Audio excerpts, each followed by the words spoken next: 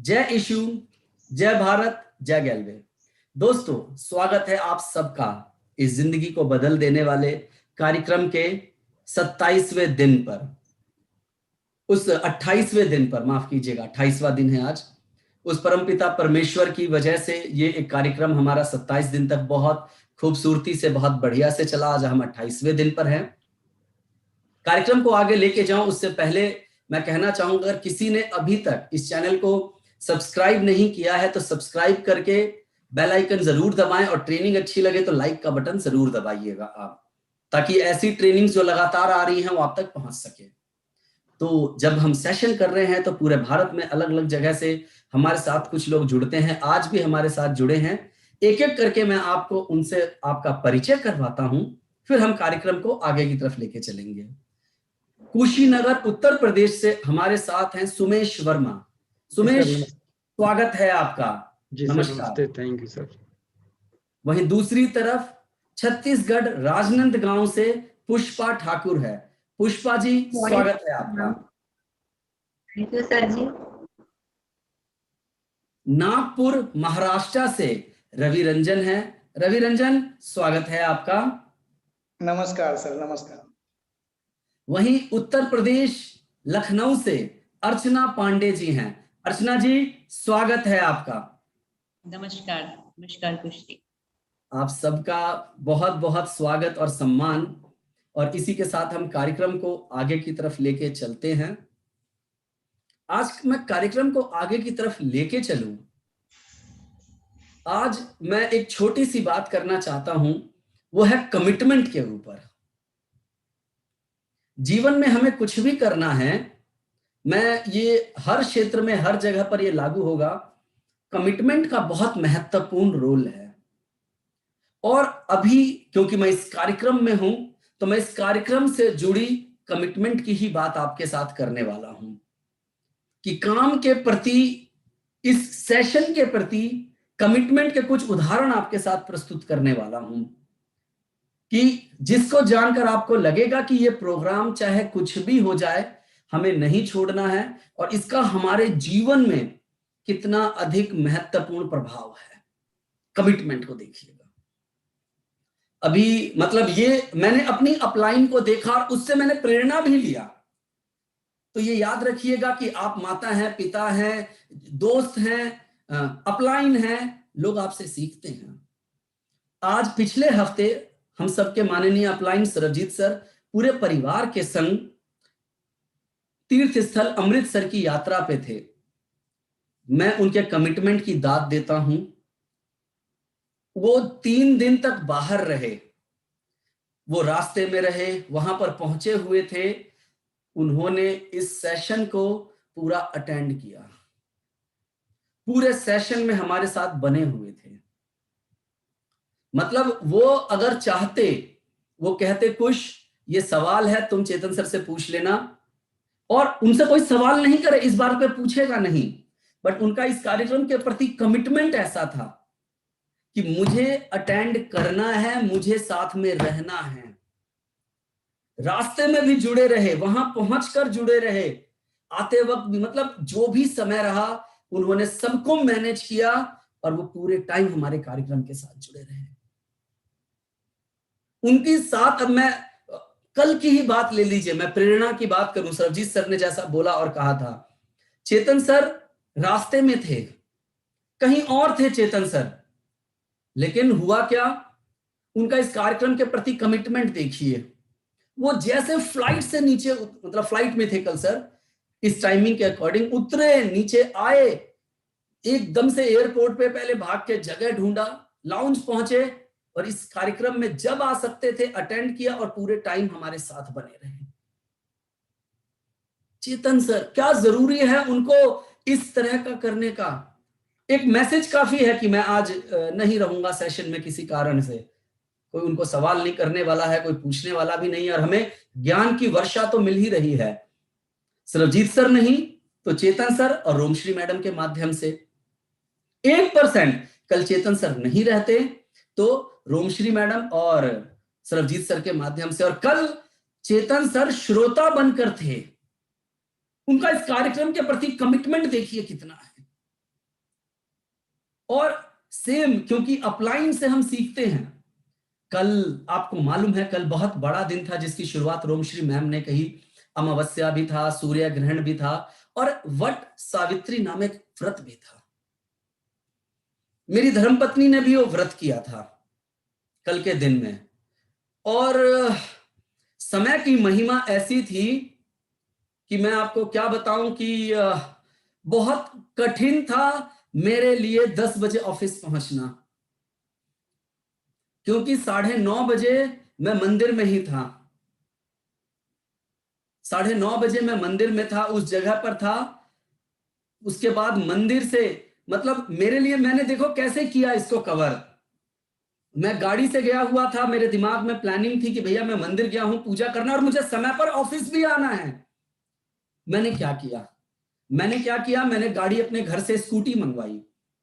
जैसे पूजा खत्म हुआ, मैं वाइफ को लेके तुरंत स्कूटी से घर आया, क्योंकि शायद मैं गाड़ी से आता तो मे भी 10 मिनट लगता, मैं स्कूटी से आया, मुझे 5 मिनट लगा। मैंने मैनेज किया। इस कार्यक्रम के प्रति कमिटमेंट ऐसा था। घर आया, फटाफट ड्रेसअप पहना, ऑफिस भाग के आया और 10 बजने में 7 मिनट पहले मैं ऑफिस में था। तो इसके लिए बहुत आसान था कह देना, क्योंकि मेरे पास एक वजह थी, या दूसरे शब्दों में कहूं, ज्यादातर लोग एक कह सकते हैं कि बहाना था, कि व्रत था, मैं वाइफ को, भाभी को, सबको लेकर गया हुआ था मंदिर के लिए, और घर में व्रत था। कहना बड़ा आसान था, बोलना बहुत आसान था कि व्रत में था। तो दोस्तों, इस बात से सिर्फ इतना ही कहना चाहता हूं, जब मैं तो बहुत तुच्छ प्राणी हूं, जब सरबजीत सर और चेतन सर इस कमिटमेंट के साथ इस कार्यक्रम को महत्व दे रहे हैं, तो जो जो मेरा ये वीडियो देख रहे हैं, चाहे वो ग्लेस से जुड़े हैं या ग्लेस से नहीं जुड़े हुए हैं, स्पेशली जो ग्लेस से जुड़े हुए हैं, मैं आपको बोलूंगा, सर्वप्रथम आप अभी तक का जितना का सेशन है, ऐसे ही कमिटमेंट आप करें। कुछ हो जाए, 10 से 12 का टाइम इसी के लिए है, और ऐसा ही कमिटमेंट अपनी एक एक डाउन लाइन से करवाएं। आपको बहुत अच्छा लगेगा और जीवन में कमिटमेंट करने से और बढ़िया ही रहता है। तो दोस्तों, मैंने आपके साथ ये छोटी सी बात शेयर की। कमिटमेंट बहुत इंपॉर्टेंट है और मैंने अपनी अपलाइन से सीखा है। कार्यक्रम वाकई में शानदार है, जबरदस्त है। खाली बोलने से नहीं होता है, प्रूफ भी करना होता है, हर चीजों से कॉम्प्रोमाइज, समझौता करके, और उपस्थिति बहुत अनिवार्य है। तो बस आप भी जरूर ध्यान रखें। बाकी समय हो चला है कार्यक्रम को आरंभ करने का। तो इस कार्यक्रम जिनकी प्रेरणा से आरंभ हुआ, जो हम सबके मार्गदर्शक हमारी अपलाइन हैं, कंपनी के डायरेक्टर हैं, मैं आमंत्रित करता हूं हमारी कंपनी के डायरेक्टर सरबजीत सर को कि आए और कार्यक्रम को आगे की तरफ लेके चले। Sarabjit sir. Thank you very much Kush. आप सभी को मेरा नमस्कार, राम राम, सत श्री अकाल, अस्सलाम वालेकुम, जय यीशु, जय भारत, जय गैलवे। रोमश्री जी, आपको नमस्कार। मैं अपने साथ आज पुष्पा ठाकुर जी को देख रहा हूँ। पुष्पा जी, आपको भी नमस्कार। अर्चना पांडे जी जुड़ी हैं आज हमारे साथ लखनऊ से। अर्चना जी वेलकम, आपका स्वागत है। रवि रंजन है, ओके ग्रेट रवि रंजन मेरे भाई, नमस्कार। सुमेश वर्मा, नमस्कार। कुछ आपने कमिटमेंट की बात कही, तो जो ये कमिटमेंट की बात, जहां आपने मेरा उदाहरण दिया, जहां आपने चेतन सर का उदाहरण दिया, मुझे लगता है कि इस दुनिया में सबसे कठिन टास्क है छोटे बच्चों के साथ मैनेज करना। और उस मामले में सैल्यूट है रोमश्री जी को, जिस तरह से वो इस कार्यक्रम को आगे चला रही हैं। कुछ वक्त पहले ही वो उन्हें सौभाग्य प्राप्त हुआ मां बनने का, और ईश्वर ने डबल बोनस के साथ ये उन्हें मौका दिया।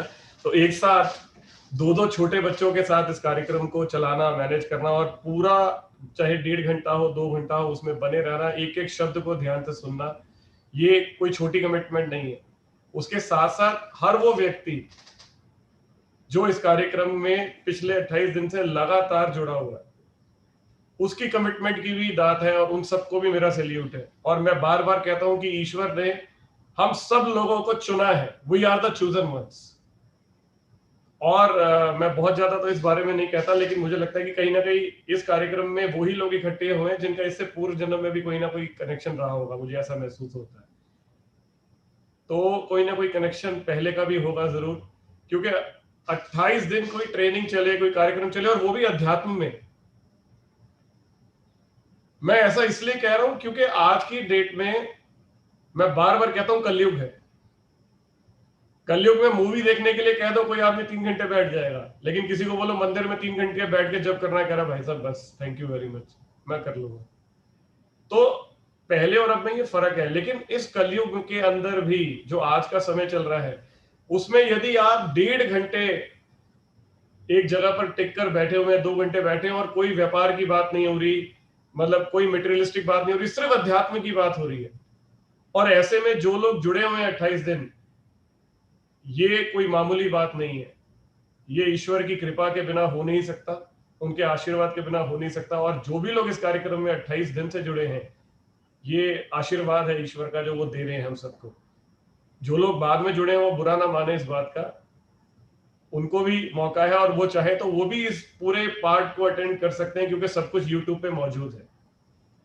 तो हम सबको अपना अपना योगदान जिन लोगों ने दिया है, उनका बहुत बहुत धन्यवाद इस कार्यक्रम में। रोमश्री जी, स्पेशल थैंक्स टू यू। कुछ आपका भी जो कमिटमेंट का आपने उदाहरण दिया, आज की बात नहीं है, हमेशा से, मुझे भी सालों हो गए आपको देखते हुए, आप भी हैं, और मुझे लगता है एक एक गैल्वियन जो है वो कमिटमेंट के साथ भरा हुआ है। तो एक ही बात कहूंगा, I love you all, thank you so much. तो इस कार्यक्रम को आगे बढ़ाते हैं। Romshree ji, over to you, thank you. Thank you Sarabjit ji, और आप सबको मेरा प्रणाम, जितने भी लोग पैनल में हैं और जितने भी लोग यूट्यूब से जुड़े हुए हैं, आप सबका अभिनंदन और बहुत सारा आभार अपना वक्त देने के लिए। और बड़ी कमाल की बात है फिर से कि जो चीज मैं कहना चाहती हूँ पहले ही सरबजीत जी बोल देते हैं, और मुझे बहुत अच्छा लगता है कि ये खेल है ईश्वर का। तो आज मुझे ये प्रेरणा हुई थी कि आज मैं आपसे लिस्ट के बारे में ज्यादा आइडियाज नहीं दूंगी, क्योंकि आइडियाज अब आपको काफी अच्छी तरीके से हो चुके हैं। कुछ और मैसेज है ईश्वर का जो मुझे आपके साथ शेयर करना है, और उसमें से आधी चीज सरबजीत जी बोल चुके, आधी चीज कुछ ने भी बोल दी, तो वो कमिटमेंट के बारे में। तो आज मैं बात करना चाहती हूँ थोड़ी सी आप सभी लोगों के बारे में, जितने भी लोग इस वक्त हमसे जुड़े हुए हैं और इस मोमेंट पर मुझे सुन रहे हैं। तो ये बात सरबजीत जी ने 1-2 बारी कही है, और मुझे नहीं पता था, आज फिर से कहेंगे। और वो चीज है that you are the chosen ones, यानी आप चुने हुए लोग हैं। और यही मैसेज है ईश्वर का, क्रिएटर का, आप सभी लोगों के लिए, कि आप लोग साधारण नहीं हैं। अगर आप इस वक्त ये सारी चीजें कर रहे हैं, यानी अपने जीवन को बदलने वाले कार्यक्रम को अटेंड कर रहे हैं, तो आप इस ग्रह में ऊर्जाओं को बदल रहे हैं। और ये कोई छोटी मोटी बात नहीं है, चीजों को बदल देना। तो इसको हम अपनी भाषा में कहते हैं डिवाइन टाइमिंग, यानी ऐसा वक्त जो आपका लाइफ पर्पस आपके सामने लाकर खड़ा कर देता है। तो कल सरबजीत जी ने एक बात शेयर की थी कि एक दिन वो और चेतन जी सोच रहे थे कि ईश्वर ने हमें ये सब कुछ क्यों दिया, ये काम, ये सफलता, और उनको ये अंदर से उत्तर आया ताकि आप इससे बाकी लोगों के साथ बांट सके। तो ये है डिवाइन टाइमिंग। आप सब लोग, हो सकता है आपके जीवन में जो भी अपने पर्सनल स्ट्रगल हैं, उलझने हैं, कहानी है, उसको तो जी ही रहे हैं आप, मगर उसके साथ साथ आप सबके अंदर एक चीज कॉमन है, हम सबके अंदर, और वो है सीकिंग ऑफ नॉलेज, यानी ज्ञान की प्यास। इसीलिए आप यहाँ पर हैं, और वो ज्ञान की प्यास आपको आपके लाइफ पर्पस, यानी आपके जीवन का सच्चा उद्देश्य क्या है, वहां तक ले जाती है। चाहे आपका हाथ पकड़ के आराम से ले जाए या आपको धक्का मार के लेके जाए। तो उसका एक छोटा सा एग्जाम्पल है, मैं किसी एक कपल है उनको जानती हूँ, ओल्ड कपल है, जिनका एक जवान बेटा था, जो रोड रेज में एक एक्सीडेंट छोटा सा हुआ, मगर झगड़ा ज्यादा बढ़ गया, और वहां पर उसको मतलब इतना मारा गया कि वो फिर बच नहीं पाया। तो जो उनके पेरेंट्स थे, उन्होंने ये डिसाइड किया कि वो जो टीनेजर्स हैं, जो युवा लोग हैं, उनको वो मेडिटेशन सिखाएंगे और एंगर मैनेजमेंट की क्लासेस देंगे, जो कि वो दे रहे हैं। तो ये होता है लाइफ पर्पस। और हो सकता था, और दूसरी चॉइस भी थी कि वो सारी जिंदगी उन लोगों को कोसते रहते या दुखी रहते। तो उन्होंने एक दूसरी चॉइस सोची कि क्या करें कि ये गुस्सा कम हो सके और लोग शांत रह सके। तो ये है आपका डिवाइन टाइमिंग। आप सब लोग जी रहे थे, पैसा कमा रहे हैं, अपना घर जैसे जैसे चला रहे हैं, अपनी उलझने भी हैं और सफलताएं भी हैं, मगर फिर भी आप इस कार्यक्रम में रोज जुड़ते हैं। ये आपका लाइफ पर्पस है, ये आपका डिवाइन टाइमिंग है। और जो व्यक्ति इसको समझ जाता है और एक्सेप्ट कर लेता है, उसकी सांसारिक इच्छाएं और उसकी आध्यात्मिक ग्रोथ, सब कुछ बहुत ही आराम से होने लगती है। संघर्ष नहीं होता। फिर आपको यूनिवर्स, ब्रह्मांड ऐसे उठा लेता है अपने हाथों में, और फिर आप कहते हैं कि चलो आज बैठते हैं और थीटा मेडिटेशन करते हैं। क्या जरूरत है? जरूरत है, क्योंकि इससे आपकी आत्मा को वो मिल रहा है जो उसे चाहिए था। वरना तो खाना भी मिल रहा था, पैसे भी मिल रहे हैं, घर के काम हो ही रहे हैं, सारी कहानियां चल रही हैं, मगर इस तरह की चीजों से आपकी आत्मा कहती है अरे मुझे वो मिल गया जो सचमुच मुझे चाहिए था। तो आप सब लोगों में ये कॉमन है, और मैं आप सबको बहुत बहुत धन्यवाद देती हूँ कि आपने इस चीज को पहचाना, उस आवाज को, और आप यहाँ पर हैं। और शुभकामनाएं भी कि आप इस बात पर चल रहे हैं। इससे बड़ी चीज कुछ और है नहीं। तो मैनिफेस्टेशन डिवाइन टाइमिंग से जुड़ा हुआ है। डिवाइन टाइमिंग वो टाइमिंग है जब ब्रह्मांड आता है आपकी लाइफ में और आपके कान में कहता है गो गो गो, आगे बढ़ो, कर डालो इस चीज को। जैसे सरबजीत जी के कान में कहा चलो ये कर दो, लाइफ चेंजिंग प्रोग्राम शुरू कर दो। ये है डिवाइन टाइमिंग। जब आप उस आवाज को पहचान लेते हो कि हाँ ये कुछ है जिससे सिर्फ आप नहीं जुड़े हो, पता नहीं कितने लोग जुड़े हैं। जैसे किसी के कान में आके कहता है लिख दो ये किताब, और वो किताब लाखों लोगों की जिंदगियों को बदल देती है। तो वो है डिवाइन टाइमिंग। आपकी मैनिफेस्टेशन से कैसे जुड़ा है? कुछ चीजें आपकी मैनिफेस्टेशन लिस्ट में ऐसी हैं जो तब पूरी होंगी जब आपका डिवाइन टाइमिंग आएगा। जैसे मान लो आपने लिखा है कि मेरा एक हीलिंग सेंटर हो या एक मेडिटेशन सेंटर हो, आपने तो लिख दिया, मगर वो तो हजारों लाखों लोगों की जिंदगियों से जुड़ा हुआ है ना। तो वो तब होगा जब आपका डिवाइन टाइमिंग आएगा। और वो कब आएगा, कैसे आएगा, कोई नहीं जानता। और हो सकता है कई बार वो दुख के रूप में भी आता है, जैसे मैंने आपको एक एग्जांपल दिया। या एक बहुत बड़ा कलेक्टिव डिवाइन टाइमिंग का एग्जांपल इस वक्त चल रहा है, और वो है कोविड, है ना। उसकी वजह से आज हम ये सब कर रहे हैं। तो ये डिवाइन टाइमिंग का एक कलेक्टिव एग्जांपल है कि धरती माँ का भी डिवाइन टाइमिंग चल रहा है, जिससे अच्छी चीजें ऊपर आ रही हैं, बुरी भी आ रही हैं, मगर हम अच्छी चीजों को ज्यादा जनरेट कर पा रहे हैं। तो आपकी मैनिफेस्टेशन लिस्ट में याद रखिएगा कि जब कुछ चीजें ऐसी हैं जो तब पूरी होंगी जब आपका डिवाइन टाइमिंग आएगा, तो घबराएं ना, वेट करें। चलिए, तो अब हम करेंगे थीटा मेडिटेशन। 28 दिन हो गए हैं, और जो लोग निरंतर कर रहे हैं उनको और क्लियर होता जा रहा है। आज आप इस भाव से बैठें कि आज और क्लियर करेंगे। मैम एक बार सर कुछ कह रहे हैं। जी सर। हाँ जी, हाँ जी। मैं रोमश्री जी की बात को जब सुन रहा था तो मैं अपने आप को इस बात से रिलेट कर रहा था कि जब मैंने इस कंपनी में काम शुरू किया था तो मैं सिर्फ एक व्यापारी ही था। तो मुझे लगता था कि मुझे जीवन में सिर्फ और सिर्फ पैसा कमाना है, सफलता चाहिए, कामयाबी चाहिए। लेकिन जिस डिवाइन टाइम की आप बात कह रहे हैं वो वाकई में गजब है। मतलब कहाँ से आपके साथ मुलाकात होना और कैसे थीटा के साथ मैं जुड़ा और कैसे हमने जो वो कोर्स किया था हिप्नोसिस वाला वो करना, और फिर चाहे वो आर्ट ऑफ लिविंग हो, चाहे वो सतगुरु इनर की जो इनर इंजीनियरिंग है, मैंने सारे कोर्सेज किए हैं। तो मुझे लग रहा था ईश्वर का इतना धन्यवाद है कि मैं मतलब पूरे जीवन बोलता रहूं तो भी कम। तो शुरुआत थी और वहां से कैसे डिवाइन टाइमिंग की तरफ मैं मुड़ा, मैं खुद नहीं जानता ये कैसे हुआ। और जैसे बहुत सारे लोग हैं जो आज कहते, मुझे जब बात होती है तो कहते हैं हम ये वेट करते हैं कि 10 कब बजे। तो ये भी डिवाइन टाइमिंग की कॉलिंग ही है। बिल्कुल। कि how is it possible, I don't know. Guru Granth साहब में भी जपजी साहब ने एक बात लिखी हुई है, थापिया ना जाए कीता ना होए, आपे आप निर्मित।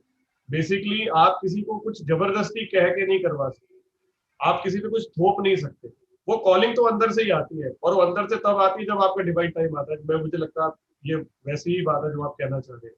बिल्कुल। तो जब वो अंदर से आती है तो समझ लीजिए वक्त आ गया है, और अब आपको उस पर लग जाना चाहिए। बिल्कुल। Thank you so much Romshree जी। अच्छा एक बात मुझे और एक मन में एक सवाल आया है, जैसा है, चाहे तो आप उसका जवाब आज दे दीजिए, अभी दे दीजिए, जैसे आप बोलो। हम जब भी कुछ कहते हैं तो ज्यादातर वो 3 के उसमें होता है क्रम में। जी। आपने अभी बोला गो गो गो, जैसे it's done it's done it's done. और जैसे हम कमल कोई रेस भी शुरू होती है तो हम कहते हैं 1 2 3 गो। तो मतलब ये जो 3 के सिग्निफिकेंस है ये क्या है, इसके पीछे का क्या कारण है, मैं मतलब उसके मुझे जरूर थोड़ा सा बताएं इस बारे में। जी जी। तो ऐसा मानते हैं कि अवचेतन मन जो है ना वो विषम संख्या की भाषा में बात करता है। एक तो सम संख्या होती है जैसे 2, 4, 6 और विषम संख्या जैसे 1, 3, 7। तो जैसे आप किसी से टकरा जाएं तो आप सॉरी सॉरी नहीं बोलते या 4 बार नहीं बोलते सॉरी सॉरी सॉरी सॉरी, आपके मुंह से अचानक निकलता है सॉरी सॉरी सॉरी। 3 बार ही निकलता है क्योंकि वो सीधा अवचेतन मन से आया, आपने सोच समझ के नहीं बोला, वो सीधा आया अवचेतन मन से। तो ये अवचेतन मन, अब वो भाषा ऐसी क्यों है ये तो मुझे नहीं पता, पर ऐसा देखा गया रिसर्चेस में कि यही भाषा है कि वो 1 बार, 3 बार, 5 बार या 7 बार इस आवृत्ति में वो ज्यादा समझता है, ये उसकी भाषा है। और उसकी भाषा है इमेज, जैसे हम बोलते हैं एप्पल और एप्पल बन जाता है ना। तो फिर से डिवाइन टाइमिंग पे आ जाती हूँ। डिवाइन टाइमिंग जो आप देखते हैं ना ऊपर 3 उपलब्धियां, वो आपका डिवाइन टाइमिंग है। डिवाइन टाइमिंग एक बार नहीं आता लाइफ में, कई बार आता है। 2012 में भी आया था divine timing, collective divine timing. उस वक्त बहुत सारे लोगों की स्पिरिचुअल यात्रा शुरू हुई थी, सिर्फ ग्लेज में नहीं, बहुत सारे लोगों की स्पिरिचुअल यात्रा शुरू हुई थी। और अब वो वैसा ही कुछ टाइमिंग आया है 2021 में। तो थैंक यू सरबजीत जी कुछ पूछने के लिए, कई लोगों का ये सवाल था तो उन्हें मिल गया होगा जवाब। मैं तो ये भी कलेक्ट देख रहा हूँ कि जब आप 2012 कहते हैं तो 1 पहले था, 2 बाद में था। हाँ। और जब 21 कहते हैं तो 2 वहां पर आ गया और 1 उधर आ गया, तो कहीं ना कहीं नंबर्स भी सिमिलर है 12 और 21। बिल्कुल बिल्कुल बिल्कुल। और जब डिवाइन टाइमिंग आती है तो काम ऐसा होता है आपका, आप सोच समझ नहीं पाते कि अचानक से ये क्या हुआ। अगर मैं अपना देखूं, मैं किसी कंपनी में थी, वो सब कुछ अच्छा था और चेतन जी से मिले और 2 मिनट में सब कुछ फिक्स, और तब से वो चल रही है divine timing. Perfect. Divine timing पूरे जिंदगी भर भी चल सकती है और कई बार सिर्फ 5 मिनट में भी डिवाइन टाइमिंग आपकी शुरू होके खत्म हो सकती है। शायद उस 5 मिनट में आप किसी का जीवन बचा लो, वो आपका डिवाइन टाइमिंग है। या आप एक 1000 लोगों की जिंदगियां बदल दो, वो आपका डिवाइन टाइमिंग है। चलिए एक चीज और कहना चाह रहा हूँ, मेरे मन में आ रही है, मैं कह देता हूँ। जी जी जी। सॉरी, मुझे एक तो कल भी मैंने कहा था कि क्या फर्क आया है इस कार्यक्रम से, तो एक इंडिविजुअल फर्क तो आई है, लेकिन एक कलेक्टिव कॉन्शियसनेस का जो डिफरेंस हमने महसूस किया है कि अगर आप अपने आसपास का माहौल देखें तो आपको खुद उसके अंदर बहुत चेंज नजर आ रहा है। कलेक्टिव कॉन्शियसनेस की ताकत क्या होती है, ये आप देखिए कि जो वायरस से पूरी दुनिया लड़ रही थी, कहीं अब ऐसा लगता नहीं कि कहीं ना कहीं वो गायब हो गया हो या कम हो गया हो या एग्जिस्ट ही नहीं करता। इस समय हम लोग ऑफिस में बैठे हैं, लॉकडाउन खुल गया है, मतलब चीजें बिल्कुल चेंज हुई हैं with in a span of time. और मेरा ये बड़ा फेथ था जब मैं इस कार्यक्रम को शुरू कर रहा था कि 40 दिन से पहले पहले चीजें बदल जाएंगी। ये कलेक्टिव कॉन्शियसनेस की ताकत है कि जब सब लोग मिलकर एक ही जगह पर अपनी ध्यान को केंद्रित करते हैं, जब अपनी वाइब्रेशन को एक ही जगह पर लगाते हैं, तो उसकी ताकत कई गुना बढ़ जाती है। और ये गैलवे में भी हुआ है। मैं रोमश्री जी आपके साथ एक बात शेयर करता हूँ। कल 10 तारीख थी और हम लोगों ने एक ऑफर रखी हुई थी, कोई एक क्लोजिंग थी हमारी, और हमारे 18 साल के करियर में पहली बार ऐसा हुआ कि हमने 10 तारीख की क्लोजिंग को ऐसे मनाया है। वो मुझे लगता है कि बहुत सारे जो हमारे डिस्ट्रीब्यूटर्स हैं, जो काम कर रहे हो, जो सुन रहे हो, इस बात को महसूस कर रहे होंगे कि कल वाकई में ऐसा लग रहा था कि क्लोजिंग हो रही है। और अचानक जो बिजनेस 2 महीने 3 महीने में लग रहा था कि डाउन है, वो एकदम से ऊपर आया जंप करके, और इतना पॉजिटिव रहा कि ऑलमोस्ट 500% की ग्रोथ के ऊपर हम लोगों ने 10 दिन में ग्रोथ ली है। एंड मैं सभी गैलवियंस को इस बात के लिए बहुत बहुत बधाई देना चाहूंगा। आप सबने बहुत ही कमाल किया है, आपकी कलेक्टिव कॉन्शियसनेस ने बहुत शानदार काम किया है। और वहीं एक छोटा सा मैसेज भी देना चाहूंगा। कल मेरे पास एक मैसेज भी आया कि जो हमारे कुछ साथी थे जो हमें छोड़कर चले गए, ईश्वर उनका भी भला करे, लेकिन कहीं ना कहीं उनके मन में जो विचार है वो कैसे चल रहे हैं वो बड़े अजीब है। मैं तो कहता हूँ भगवान उनको भी ज्ञान के रास्ते पे चलाए। तो हमारे साथ के कुछ साथी थे जो कभी हमारे साथ सालों साल थे, और यहाँ से जाते हुए भी कुछ चोरी करके चले गए, तो अगर तो वो हमारा सामान है तो वापस आ ही जाएगा, ईश्वर देख रहा है। तो वो जो भी उन्होंने किया, उसके साथ साथ तब से जो उनके मन में मंशा है, मैं तो सोच रहा हूँ उनके मन की अवस्था क्या होगी। जैसे कल उन्होंने अपने व्हाट्सएप प्रोफाइल पर किसी ने मुझे भेजा कि उन्होंने कुछ मैसेज लगाया हुआ था, तो मैं वो एक बार जरूर पढ़ के सुनाना चाहता हूँ और इसके थ्रू एक सबको क्लियर भी करना चाहता हूँ, अपना एक मैसेज देना चाहता हूँ। गुड न्यूज, ग्लेज की सारी वेयर हाउस क्लोज होने वाली है। और जल्दी कंपनी भी। इसलिए जो लीडर स्टाफ अभी अभी ग्लेज में काम कर रहे हैं वो कोई दूसरी कंपनी देखे और अपनी लाइफ बनाए। ये उनका स्टेटस है जो उन्होंने व्हाट्सएप पे लगा रखा है। तो मैं अपने साथी गैल्वेंस को यही कहना चाहूंगा कि ऐसी किसी भी तरह की अफवाह से दूर रहें, अपने आप को बचा के रखें। ग्लेज बहुत लंबे समय के लिए यहाँ पर है, ईश्वर का आशीर्वाद रहा और रहेगा हमारे साथ। हमने 18 साल तो पूरे कर लिए इन सब बातों के बावजूद भी, और इसके आगे जीरो भी अवश्य लगेगा। और मैं एक बात बड़े स्ट्रॉन्ग तरीके से कहता हूँ, इस कंपनी की शुरुआत से पहले दिन से आज तक मैंने ग्लेज को लेके जो भी मेरे मुंह से निकला है वो पूरा हुआ। मैं नहीं जानता ये क्या है और कैसे है, मुझे नहीं पता, लेकिन जो भी मैंने सोचा आज तक वो ईश्वर ने पूरा किया है। और अगर आज ये मन का विचार आ रहा है कि 18 हुए तो 180 साल भी होंगे, हम नहीं रहेंगे, हमारी फोटोज ऑफिस में लगी होंगी, उस पर हार चढ़े होंगे, लेकिन ग्लेज तब भी चलती रहेगी। मेरा ये पूरा विश्वास है। तो मैं यही कहना चाहूंगा कि इन चीजों से घबराए नहीं। और जो लोग इस तरह की बात कर रहे हैं, हालांकि मुझे कहना नहीं चाहिए, लेकिन वो पूरे साल में जितनी सेल आज भी नहीं करते उतनी हमने 10 दिन में कर दी है। और वो जीवन भर यहाँ रह के भी जिन्होंने साल साल में उतनी सेल नहीं की, हमने उतनी 10 दिन में की है। तो आप भरोसा रखें, मतलब जिन लोगों ने 18 साल में सेंचुरियां मारी हैं उन्हें कोई और आके नहीं सिखा सकता कि खेला कैसे जाता है। हमें खेलना आता है, ईश्वर का आशीर्वाद हमारे साथ है। Thank you so much Ruchi ji, please अब आप कंटिन्यू करें। Thank you ji, thank you. चलिए, तो हम चलते हैं क्रिएटर के पास और मैजिक क्रिएट करते हैं और अमेजिंग चीजें क्रिएट करते हैं। आई होप कि आपने अपनी मैनिफेस्टेशन लिस्ट में और चीजें लिख ली होंगी और ऐड किया है। अब आपके पास ग्रेट आइडियाज हैं, अच्छी चीजें मैनिफेस्ट करें।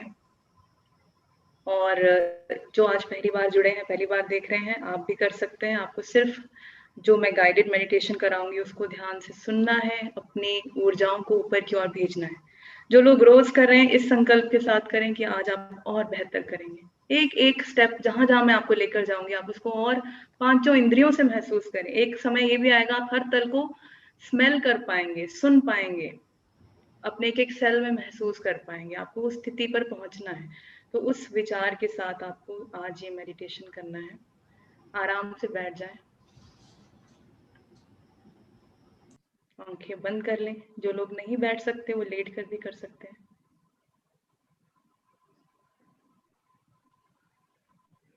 आंखें बंद, रीढ़ की हड्डी सीधी मगर शरीर आराम की अवस्था में। 3 गहरी सांसें नाक से अंदर और मुंह से बाहर। सारी पॉजिटिव ऊर्जाएं अंदर और सारी नकारात्मक ऊर्जाएं बाहर। सारा प्रकाश अंदर और सारा अंधकार बाहर। इस ब्रह्मांड में उपलब्ध सारा बेशर्त प्रेम अंदर, और वो सब कुछ जो बेशर्त प्रेम नहीं है आपके सिस्टम से बाहर। धीरे धीरे सामान्य सांसों की ओर लौट आए। नाक से ही अंदर, नाक से ही बाहर। और हर सांस के साथ एक विचार या प्रार्थना उस शक्ति से जिसमें आपका भरपूर यकीन है, उनसे ये प्रार्थना करें कि इस पूरी प्रक्रिया में मेरा मार्गदर्शन करें, मुझे ऊर्जा दें, ताकि मैं इस पूरी प्रक्रिया को आज और भी अच्छे तरीके से सफलतापूर्वक कर पाऊं। धन्यवाद। और अब अपने सभी विचारों को, अपने मन के हर एक ऊर्जा को अंदर की ओर खींचें, अपने हृदय में ले आए। जहां जहां आपके विचार उलझे हैं, पास्ट में, फ्यूचर में, बातों में, वहां से सुलझाकर अपने भीतर ले आए। अपने मन को कहें अब अपने साथ हो जा, अपने साथ हो जाए। अपनी पूरी ऊर्जाओं को हृदय में महसूस करें अंदर, और यहाँ से अपने पैरों में आ जाए। पैरों के तलवों में महसूस करें इन ऊर्जाओं को, और यहाँ से आप धरती में प्रवेश करें। धरती माँ के अंदर जो कुछ भी है उसे महसूस करें। पत्थरों को, चट्टानों को, मिट्टी को, पानी को, तापमान को महसूस करते हुए 10 फीट नीचे चले जाएं, और वहां से धरती माँ के प्रेम को, धैर्य को, शक्ति को आशीर्वाद को इकट्ठा करें ऊर्जा के रूप में, और इन पॉजिटिव ऊर्जाओं को लेकर अपने पैरों में वापस आ जाए और पैरों से बांटते हुए ऊपर की ओर खींचे ऊर्जाओं को, पूरे शरीर से गुजरे, अपनी रीढ़ की हड्डी से गुजरे, गले में आ जाए। महसूस करें इस वाइब्रेशन को, इस ऊर्जा को अपने गले में और ऊपर खींचें, अपने माथे पर और ऊपर खींच लाएं, अपने सिर के केंद्र बिंदु पर यहां से बाहर की ओर निकल आए और सिर के कुछ इंच ऊपर आप एक प्रकाश के बॉल की कल्पना करें। इस बॉल के अंदर आप हैं। थोड़ा रुककर इसके रंग को महसूस करें, ठीक ठीक पहचाने कि क्या रंग है आप इसके भीतर हैं। इससे आपकी कल्पनाएं और फोकस्ड हो जाती हैं और आपको लेकर ये बॉल ऊपर की ओर उठ जाएगी, छत को पार कर जाएं, बिल्डिंग को पार कर जाएं और ऊपर, बादलों को पार करते हुए और ऊपर, एयरप्लेन लेवल को पार करते हुए और ऊपर, पृथ्वी के वातावरण को पार करें, पृथ्वी के ऑरा को पार करते हुए महसूस करें, अंतरिक्ष में आ जाएं, जहां विशाल ग्रह हैं, नक्षत्र हैं, आकाश गंगाएं हैं, गैसेस हैं, बहुत सारे रंगों की रोशनियां हैं, एक के बाद एक हर एक रंग को पार करते हुए, उनके बीच के गैप को पार करते हुए और ऊपर और ऊपर और ऊपर खींचे, अपने आप को एकत्रित कर लें ऊर्जाओं को और एक तीर की तरह ऊपर चले जाएं। जो कुछ भी अंतरिक्ष में है उसे पार कर जाएं, अपने आप से कहते जाएं और ऊपर और ऊपर और ऊपर चले जाएं, अंतरिक्ष के अंतिम बिंदु पर इसे भी पार कर जाएं और आप पहुंचते हैं गोल्डन लाइट में, सुनहरे प्रकाश में, जो हमसे उच्च ऊर्जाओं का तल है।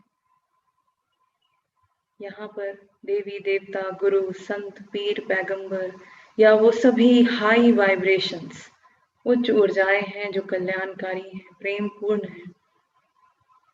थोड़ा रुककर उनकी उपस्थिति को महसूस करें, उनका आशीर्वाद ग्रहण करें, उनकी बुद्धिमत्ता की वाइब्रेशंस को महसूस करें।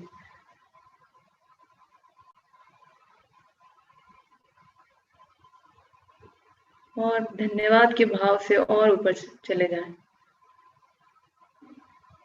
जल की परत में, जल जैसा पदार्थ, इसमें आप प्रवेश करते हैं, ऊपर की ओर जाते हैं तो ये बॉल जो प्रकाश की है वो यहाँ पर घुल जाएगी, मेल्ट हो जाएगी और आप तैरते हुए आराम से और ऊपर की ओर निकल आए नियमों के तल पर, जो इससे भी उच्च ऊर्जाएं हैं, विधान है, ब्रह्मांड के नियम है, जैसे कर्मा का नियम, कारण और प्रभाव का नियम, समय का नियम, स्थान का नियम, ऊर्जा का नियम, प्रकाश का नियम। इन सभी नियमों को आप अलग अलग चिन्ह, प्रतीक, सिंबल्स के रूप में कल्पना कर सकते हैं और ऊपर चले जाएं, सभी प्रतीकों को पार करते हुए, सभी चिन्हों को पार करते हुए, आकारों को पार करते हुए और ऊपर और ऊपर और ऊपर चले जाएं। खींचें अपने आप को और आप पहुंचते हैं सबसे उच्चतम नियम पर, जो है लॉ ऑफ कंपैशन, करुणा का नियम, अनकंडीशनल लव, बेशर्त प्रेम। इसकी कल्पना आप गुलाबी रोशनी के रूप में कर सकते हैं। इसमें प्रवेश करें और यहाँ जितना हो सके करुणा की इमोशन को, करुणा की ऊर्जाओं को अपने अंदर भरें, जैसे गुलाबी रोशनी हर सांस से आपके अंदर भर रही है। ये कैसा महसूस होता है, इसे अपने मन में रजिस्टर कर लें, नोट करें, ये ऊर्जा कैसी है, इसे पहचानें। ये ब्रह्मांड की सबसे शक्तिशाली ऊर्जा है, जो किसी भी चीज को स्वस्थ करने की असीमित शक्ति रखती है। ये आपको बिल्कुल हल्का कर देगी और आप और ऊपर चले जाएंगे उस द्वार की ओर जो ईश्वर के तल की ओर खुलता है। पहले आपका सिर और फिर बाकी का शरीर ऊपर की ओर प्रवेश करें। यहाँ कोई आकार नहीं है इस तल पर, सिर्फ और सिर्फ सफेद रोशनी है। यदि कोई आकार आए या विचार आए तो नहीं रुकें और ऊपर चले जाएं, जब तक कुछ ना बचे तब तक ऊपर की ओर जाएं। आपकी अपनी ऊर्जाओं को ऊपर ले जाने की असीमित क्षमता है। आज ईश्वर से कहें, मुझे आज और ऊपर लेकर जाए इस अनंत सफेद प्रकाश में, और ऊपर और ऊपर और ऊपर। इस प्रकाश का कोई अंत नहीं है। ये वो ऊर्जा है जिससे सब कुछ बना है। सर्वशक्तिशाली ऊर्जा, जिसे आप कोई भी नाम दे सकते हैं, ईश्वर, अल्लाह, गॉड या ब्रह्मांड की ऊर्जा, रचनात्मक ऊर्जा, क्रिएटिव फोर्स, इसमें एक हो जाए, एक एक एटम, एक एक अणु आपका इसमें एक हो जाए, जैसे नदी सागर में मिल जाती है। सबसे पहले हम यहाँ पर प्रार्थना करेंगे या कमांड क्रिएट करेंगे उन लोगों के लिए जो हमारे जीवन में है, डायरेक्टली या इनडायरेक्टली, जो किसी भी प्रकार के कष्ट से गुजर रहे हैं, शरीर में है या शरीर छोड़ चुके हैं। तो आप मेरे मन में, आप मेरे साथ अपने मन में एक एक शब्द को दोहराएं। ईश्वर, मैं और आप एक हैं, कोई अलगाव नहीं है। ईश्वर, ये आदेश है या ये कमांड है कि जो भी लोग मेरे जीवन में हैं, डायरेक्टली या इनडायरेक्टली किसी भी प्रकार के कष्ट से गुजर रहे हैं, शरीर में है या शरीर में नहीं है, उन सबको बेशर्त प्रेम की ऊर्जा भेज दें, सबसे उच्चतम और सबसे बेहतर तरीके से।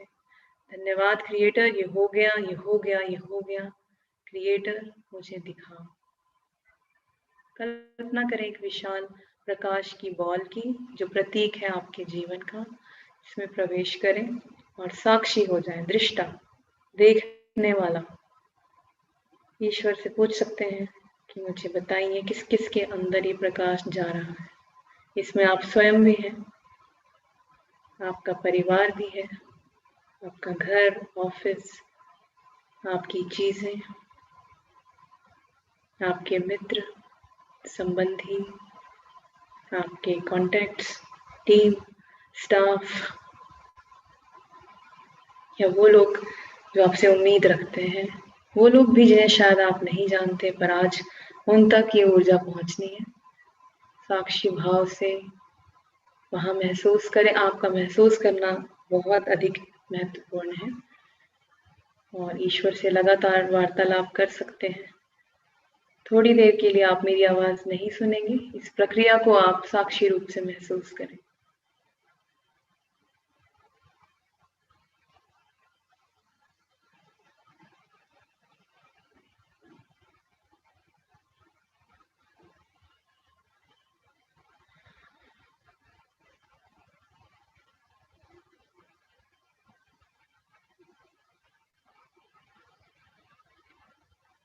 पूरी बॉल को इस प्रकाश से भर दें, जो प्रतीक है कि आपका घर, गांव, शहर, आसपास का पूरा समाज, आपका राज्य, आपका देश और वो सभी स्थान और लोग जो ईश्वर को लगता है, उन तक ये ऊर्जा आपसे पहुंचनी है। सब भर चुके हैं इस ऊर्जा से और आप आराम से बाहर निकल आए, ईश्वर के तल पर आ जाएं, जहाँ सिर्फ शुद्ध प्रकाश है। वहां खुद को शुद्ध कर लें, स्नान करें ईश्वर की ऊर्जा में, जो आपको बिल्कुल प्योरीफाई कर देती है। और अब आप कमांड रचेंगे अपने लिए, अपने जीवन को मैनिफेस्ट करेंगे। अपने मन को एकाग्र कर लें और मेरे साथ एक एक शब्द आप अपने मन में दोहराएंगे। मैं ईश्वर के प्रकाश को साक्षी मानकर संपूर्ण ब्रह्मांड में ये घोषणा करता हूँ या करती हूँ कि मैं पूरी तरह से स्वस्थ, समृद्ध, सुरक्षित और सकारात्मक ऊर्जा से भरा हूँ। मैं जीवन में ग्लेज के साथ नित नई सफलता की ऊंचाइयों को पा रहा हूँ। मेरी समृद्धि, स्वास्थ्य, लाभ और खुशियों का स्रोत ईश्वर ही है। मैं अनंत ऊर्जा, स्वास्थ्य, सफलता और समृद्धि का स्वागत करता हूँ और इस सब का सदुपयोग करने वाली बुद्धि का भी स्वागत करता हूँ। मैं ईश्वर का आभारी हूँ और सभी उच्च गुणों को सीख रहा हूँ।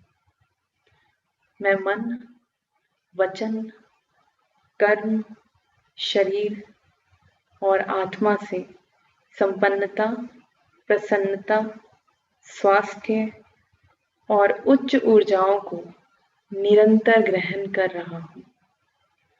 मैं अपने परिवार और ग्लेज के साथ एक अद्भुत, स्वस्थ, समृद्ध, सकारात्मक, ऊर्जावान, ईमानदार, सफल, उपलब्धिपूर्ण और कल्याणकारी जीवन जी रहा हूँ। और जो कुछ मैंने अपनी मैनिफेस्टेशन लिस्ट में लिखा है वो चीजें और अनुभव अब मेरे जीवन में है, सबसे उच्चतम और सबसे बेहतर तरीके से। धन्यवाद क्रिएटर, ये हो गया, ये हो गया, ये हो गया, मुझे दिखाएं। साक्षी भाव में आ जाएं, दर्शक बन जाएं। उसी तल पर महसूस करें जो कुछ भी आपको ईश्वर महसूस कराना चाहते हैं या दिखाना चाहते हैं। तो कुछ समय के लिए आप मेरी आवाज नहीं सुनेंगे।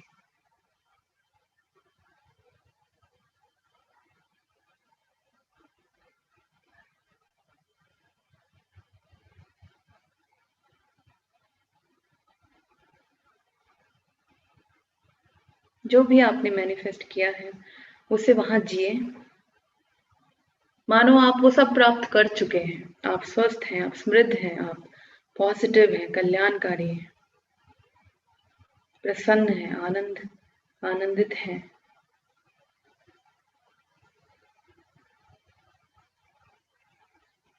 अगर आपके मन में कोई शक आए उस बारे में तो उसे रिमूव कर दें, ईश्वर से कहें इस शक को हटा दें। कोई डर आए तो ईश्वर से कहें इस डर को हटा दें, इसकी जगह बेशर्त प्रेम भेज दें। Very good. और वहां पर आप ईश्वर से पूछें कि इस आनंदित जीवन में मेरी 3 मुख्य उपलब्धियां क्या है, मेरी और संभावना क्या है जहां मैं आनंदित हूं। और ईश्वर से कहें मेरी पहली उपलब्धि मुझे दिखाएं, मैं तैयार हूं।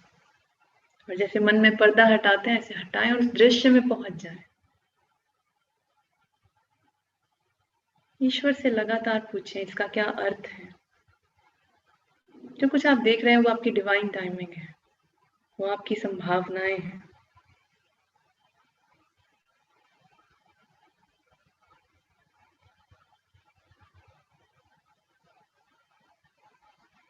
उस पर विश्वास करें। अगर कुछ क्लियर ना हो ईश्वर से पूछते जाएं इसका क्या अर्थ है, इसे और क्लियर करें। और अब दूसरी उपलब्धि पूछें, ईश्वर मेरी दूसरी उपलब्धि क्या है उस जीवन में, दूसरी संभावना क्या है। पर्दा हटाएं और उस दृश्य में पहुंच जाएं। एकाग्र करें मन को, पहुंच जाएं वहां पर और ईश्वर से लगातार पूछें क्या है मेरी दूसरी उपलब्धि। और वो धीरे धीरे आपको महसूस होगी।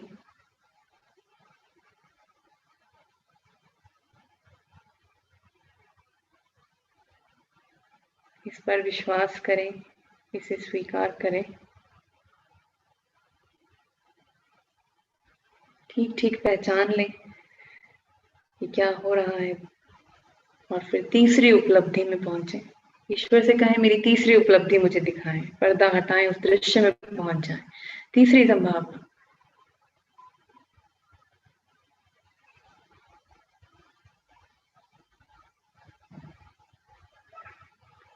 ईश्वर से पूछें कि क्या है, इसका अर्थ क्या है, इसमें और कौन कौन है, मैं कहाँ हूँ, ये क्या हो रहा है, इसमें मैं कितना आनंदित हूँ, कितना कल्याणकारी हूँ।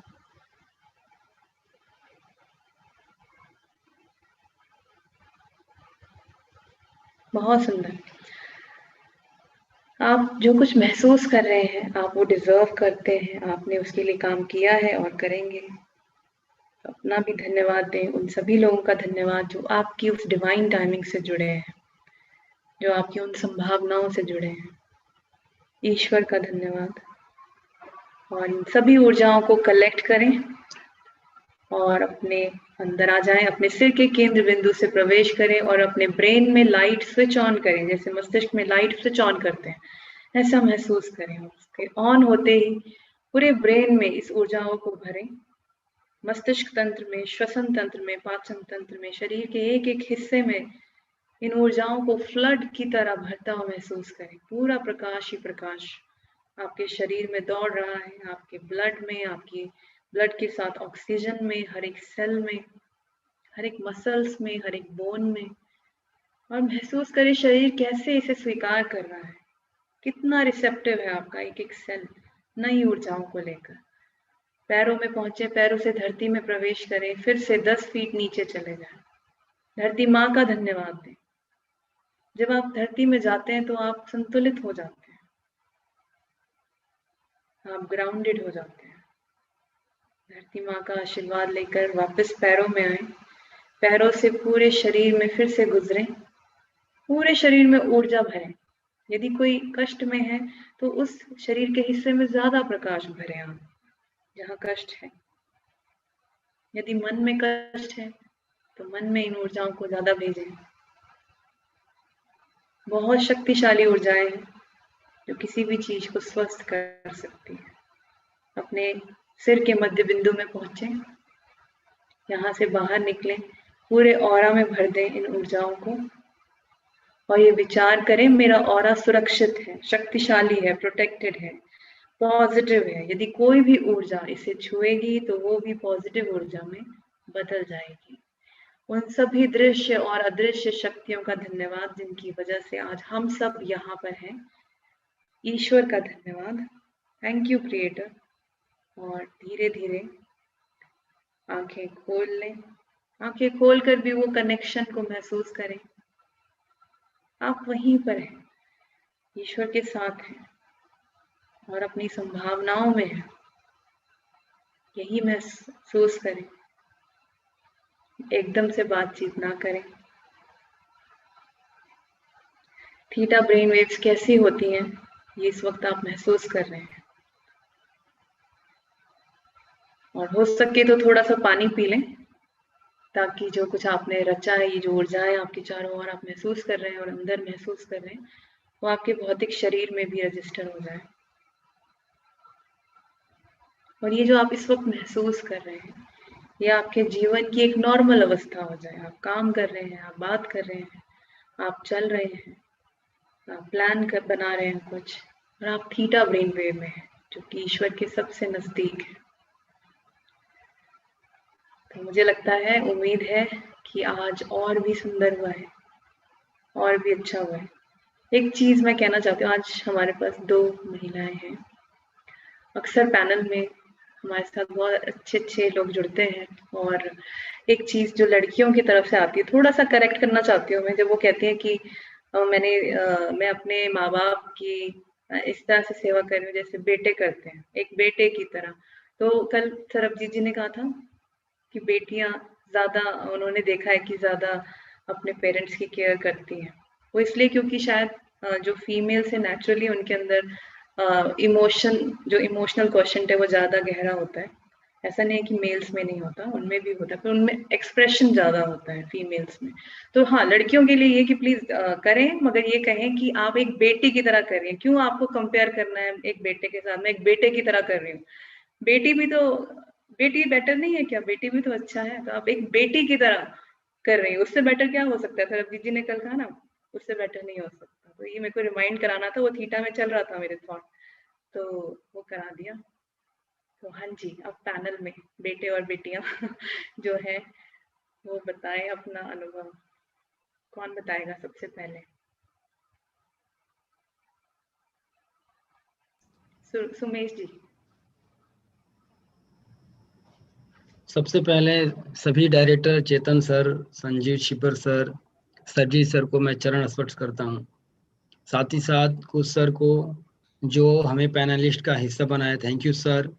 और ये पिछले लगभग 9 साल से जो मैम के द्वारा ट्रेनिंग चलाया जा रहा है, ये वाकई में सिर्फ हम अपने लाइफ में पैसों की वजह से बहुत सारे चीज़ नहीं बदल पाए। जो चीज़ आंतरिक आत्मा से हम लोगों को सहयोग कर पाते हैं, लोगों की बात को बड़े मधुरता से हम सुन पाते हैं, तो ये कहीं ना कहीं एससीपी का ट्रेनिंग का बहुत बड़ा सहयोग रहा है हमारे जीवन में मैम। और ये जो अभी पिछले साल कोविड-19 आया था 2020 में, तो उसमें एक डर सा बना रहा कि पता ना क्या होगा क्या नहीं होगा, बट हम सुरक्षित रहे कि हमें कुछ नहीं होगा, क्योंकि हमारे जानने वाले को कोई कुछ भी नहीं हुआ। लेकिन मैम जब 2021 में मार्च में जब ये कोविड-19 आया तो हम बहुत ज़्यादा निराश हो गए, क्योंकि हम उन लोगों को देख चुके जो हमारे अपने थे, जानने वाले थे, जिनसे हम मिले थे, उनकी इस महामारी में डेथ हो गई। तो अपने आप में एक बहुत बड़ा डर हो गया कि पिछले बार तो मैं नहीं जानता था किसी को, पता ना किस कारण वो डेथ की है, लेकिन इस बार मैम सबसे ज़्यादा उन लोगों को मैं जिनमें मिला था, जिनको जानते थे, वो डेथ कर गए। तो एक अजीब-सी, और थोड़ा-सा भी कोई प्रॉब्लम होता था तो मैम डर लगने लगता था कि इनको हो सकता है तो मुझे क्यों नहीं।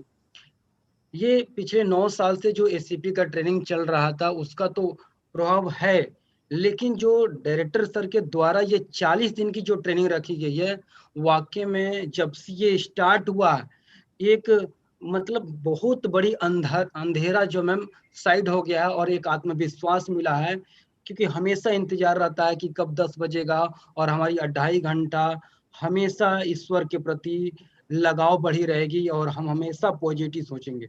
क्योंकि मैं जो अभी कोविड चल रहा था, इस 2.5 घंटा के पहले हमेशा न्यूज़ सुनते थे कि कौन मर गया, ऐसा तो नहीं, ये चले गए।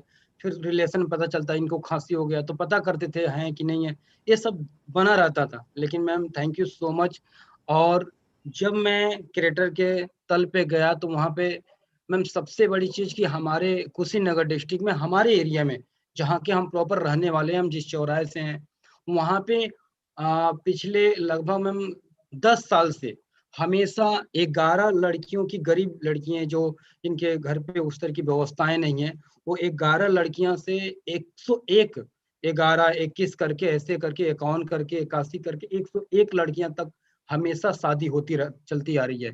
लेकिन जिन संस्था की वजह से, जिन लोगों की वजह से चल रही है, वो पता ना क्या हुआ, कैसे हुआ, अभी पिछले 2 साल से वो बंद है। तो मैम हमेशा मैं ये देखता हूँ कि आज भी हमारे समाज में कुछ ऐसी लड़की हैं जिनके परिवार में वो बजट नहीं है, जिनकी शादी हो पा रही है।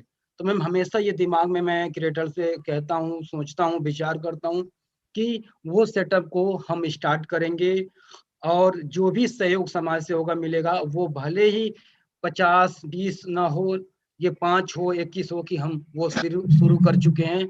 और वहाँ पे जो भी बोर्ड लगा हुआ है, जहाँ भी, जिस भी एड्रेस का, लेकिन मैं अपने कंपनी का नाम, अपने डायरेक्टर की हमने फ़ोटो लगवाया है। इनकी वजह से हमने नहीं किया, इनकी वजह से ये जो हमें गुण मिला है, जो हमें ये ज्ञान मिला है, ये ये इसकी मैं कल्पना भी नहीं कर सकता हूँ कि ये ऐसे विचार अगर मैं इस कंपनी में नहीं होता तो ऐसा आता। दूसरी चीज़ है मैम, अभी जो कोविड-19 आया हुआ है, तो इसमें काफ़ी टीमें बिखर गई और मन में हमेशा एक चीज़ विचार चलता था, पता ना अब पहले जैसे वो इंसेंटिव, पहले जैसे वो ट्रैवल, पहले कभी-कभी मन में कहा करते थे, यार 1 साल हो गया फ्लाइट चले हुए, फ्लाइट पे बैठे हुए। ये सब चीज़ें दिमाग में आती रहती थी। लेकिन मैम जब से ये ट्रेनिंग स्टार्ट हो गया है, तो एक आत्मविश्वास हो गया है, वो अपने काम को लेकर, अपने कंपनी को लेकर खुद को, कि नहीं, मेहनत से और जो ज्ञान मिल रहा है उन दोनों चीज़ से मिला दिया जाए, तो हमें लगता है कि पूरी तरीक़े से पहले जैसे हो जाएगी। और मैं देखा मैम कि अलग-अलग राज्यों से कोई अपनी ट्रॉली बैग लेकर, कोई ओला से, कोई अपने साधन से, वो 5 स्टार होटल में दिल्ली में लोग आ रहे हैं, एक-दूसरे से मिल रहे हैं और काफ़ी टाइम हो गया एक-दूसरे से फेस टू फेस मिले हुए, तो ऐसा लग रहा है कि नहीं, फिर से हम वैसे ही हो गए जैसे पहले थे। तीसरा चीज़ मैम देखा मैं कि हम और हमारे साथ में एक रॉयल प्रेसिडेंट में सर रहते हैं, तो हमेशा ऑलरेडी हम लोग टूर उड़ीसा, बंगाल, उत्तराखंड, बिहार में जाते रहते हैं। तो हम लोग भी गए हैं दु दीघा में मैम, दीघा में, और वहाँ पे पूरी समुद्र पानी और पूरा लीडर के साथ घूमे हैं और हम लोगों ने मीटिंग कराया। तो वो मीटिंग बोले कि इसमें तुम्हें 40 मिनट बात करना और ऐसा बात करो कि लोगों के अंदर लग जाए कि नहीं, अब हमें फिर से वैसे ही स्टार्ट करना चाहिए। और मैं बात किया हूँ, मेरे शब्दों की वजह से सभी लोग खड़े होकर लीडर स्वागत किए हैं और एक ऐसा विश्वास बना है कि फिर से हम ग्लेज का झंडा गाड़ेंगे। और वो लोग जो हमें बीच धार में ये कहकर चले गए कि ये कंपनी ज़्यादा दिन नहीं चलेगा, वो दिन-रात इस बात से तकलीफ में है कि काश मैं वो गलतियाँ नहीं किया होता, काश एक बार फिर से पहले जैसे हम बन गए होते, काश मैं लोगों की नज़र में नहीं गिरा होता, तो शायद मैं भी इस मीटिंग का हिस्सा होता। तो thank you sir, all director sir, thank you Kush sir और ma'am, thank you so much. इससे बहुत बड़ा बदलाव हमारी लाइफ में आया। Thank you. बहुत सुंदर सुमेश मेरे भाई, जी आपने जिस सरल शब्दों में अपनी बात को व्यक्त किया, और जो बात सबसे इम्पोर्टेंट थी वो थे आपके भाव। जी जी। जिस भाव के साथ आप उस फीलिंग के साथ कह रहे थे वो हम सबके मन को छू रही थी।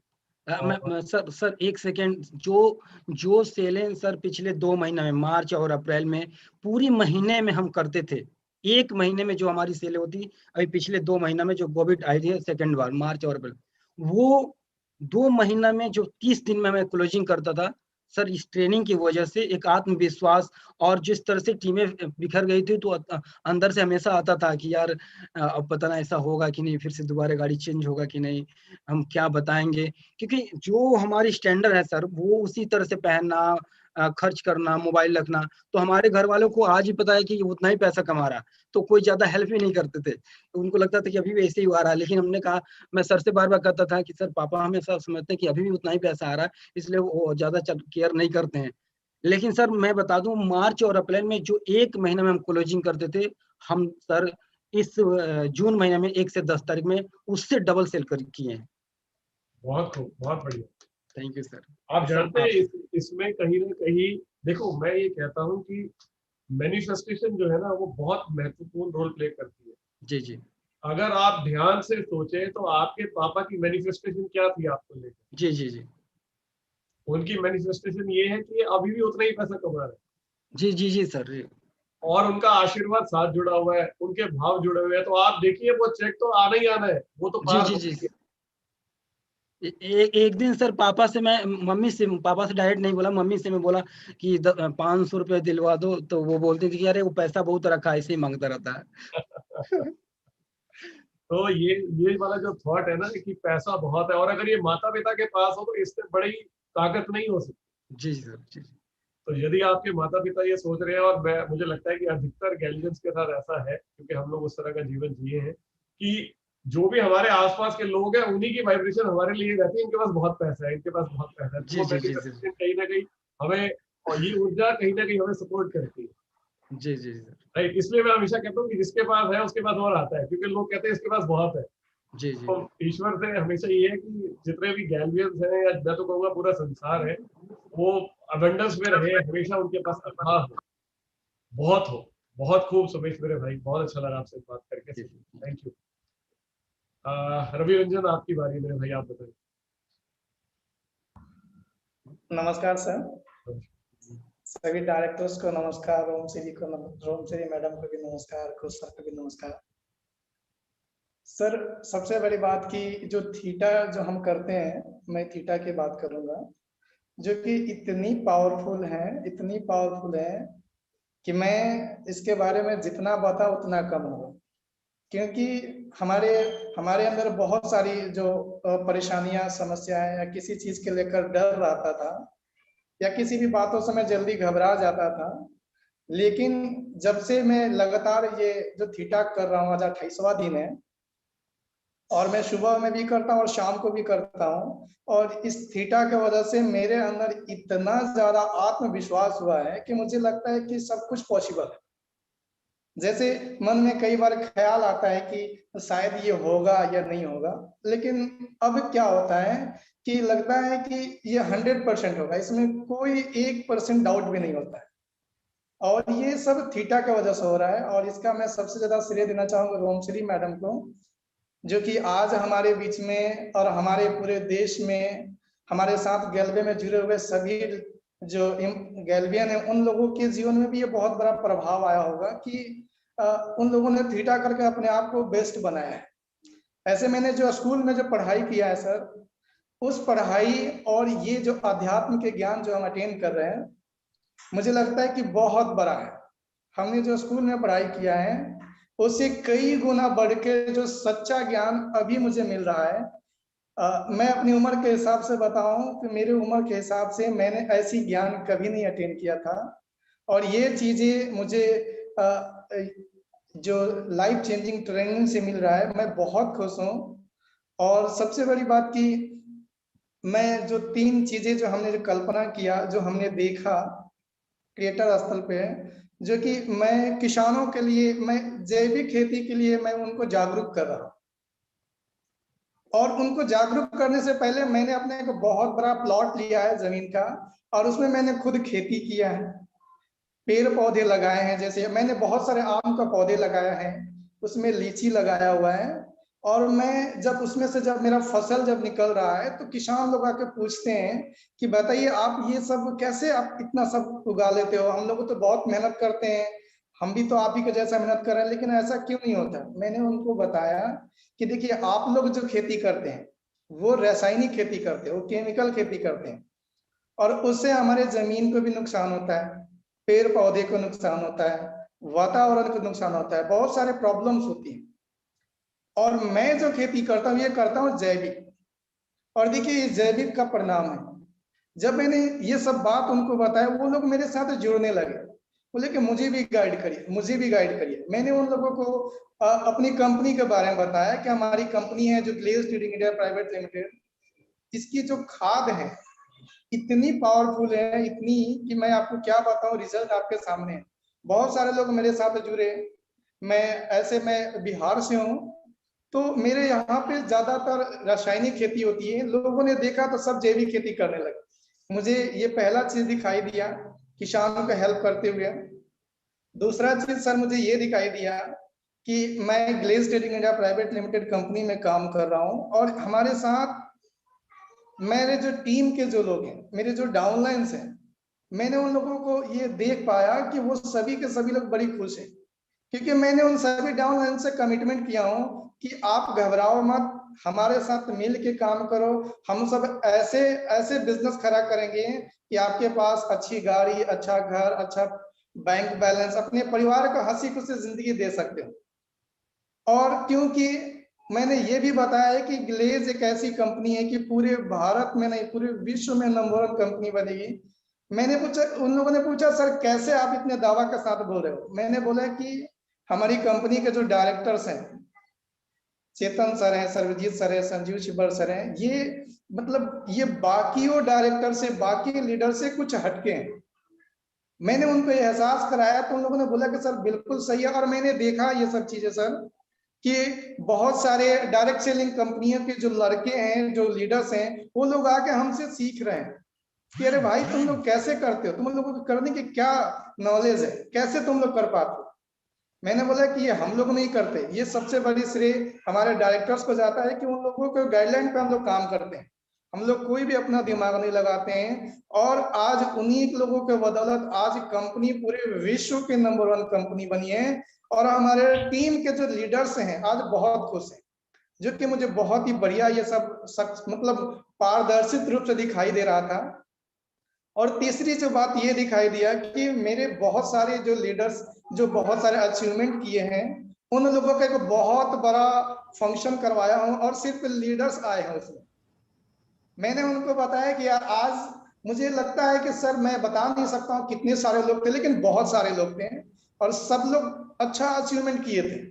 मैंने उन लोगों से पूछा यार आज हम लोगों ने अचीव किया है, अब बारी हमारी टीम की है, अब हम अपने सारी टीम को इकट्ठा करना है, सबको जितना ज्यादा लीडर्स बनाएंगे उतनी बड़ी हमारी बिजनेस बढ़ेगी और लोगों के परिवार में बहुत ज्यादा खुशियां आएगी। बहुत ज्यादा खुश थे सर।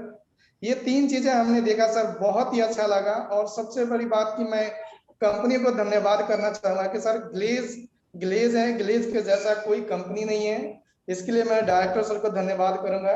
नमस्ते सर।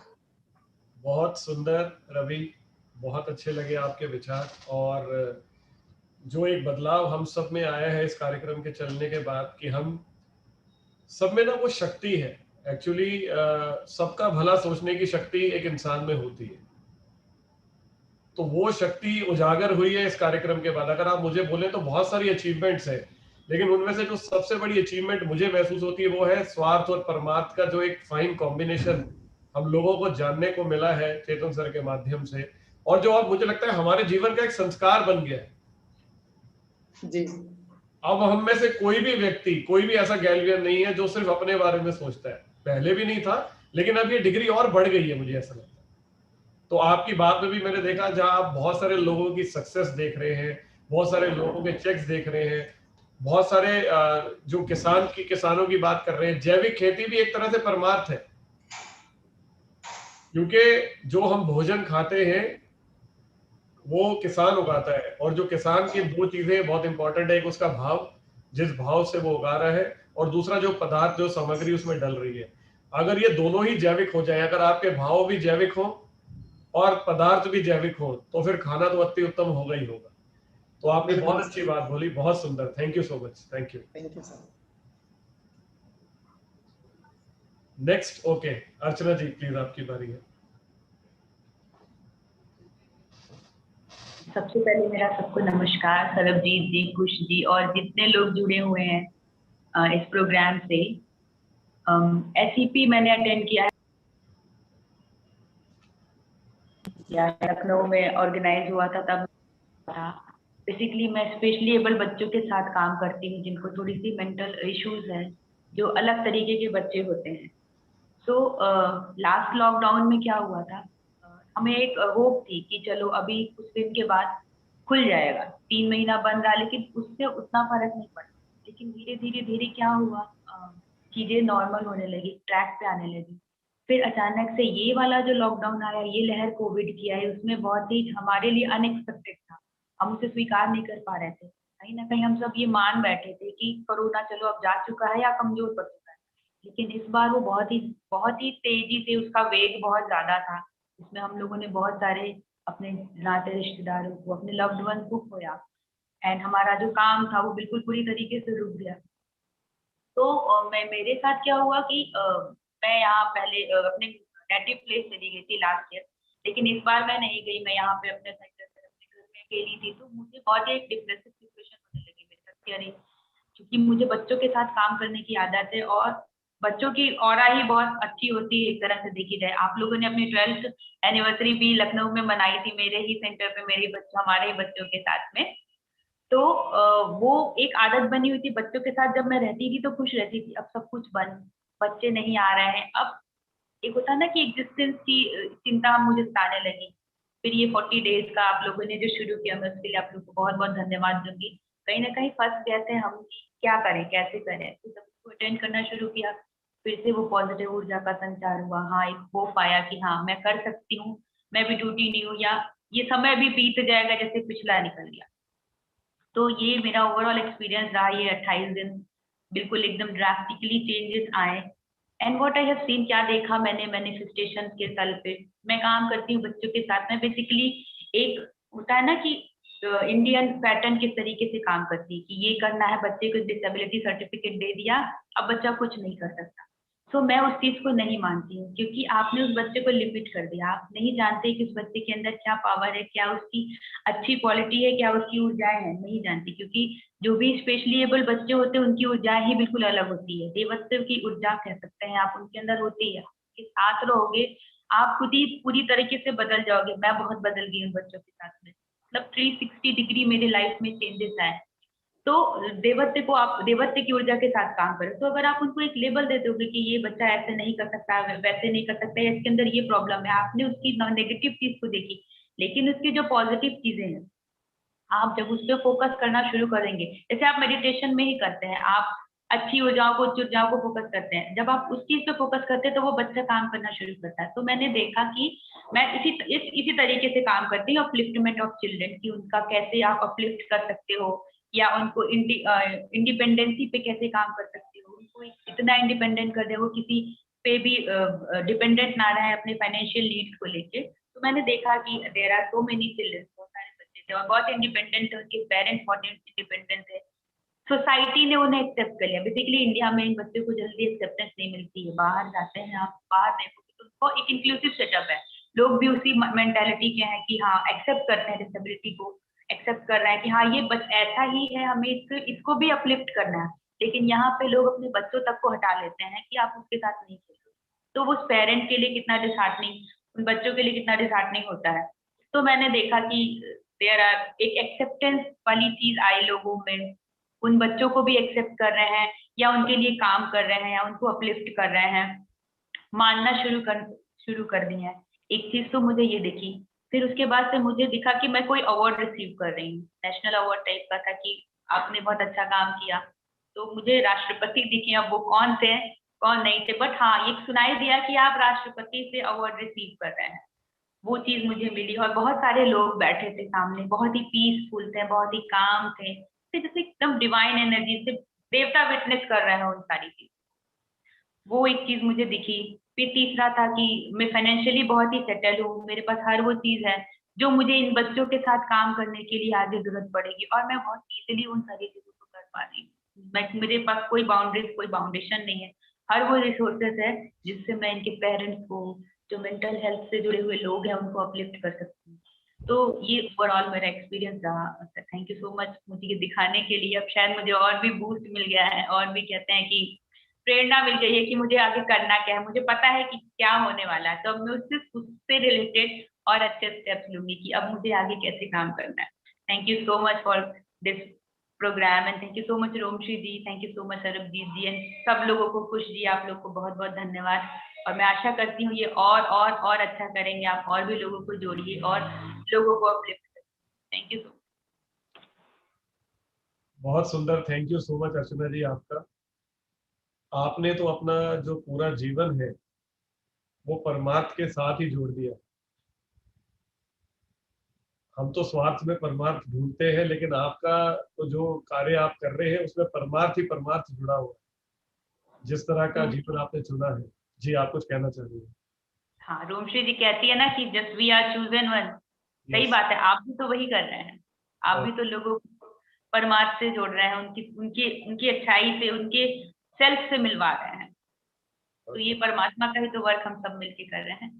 बिल्कुल। तो जो आपने कहा कि बच्चों की जो ऊर्जा होती है वो बहुत प्योर होती है और आप उनके साथ काम कर रहे हैं, और मुझे लगता है कि जिस तरह का काम आप कर रहे हैं आपको 100% ये अवार्ड मिलना ही है। राष्ट्रपति का, मैं तो उसको इंटरनेशनल लेवल पर भी देख रहा हूँ।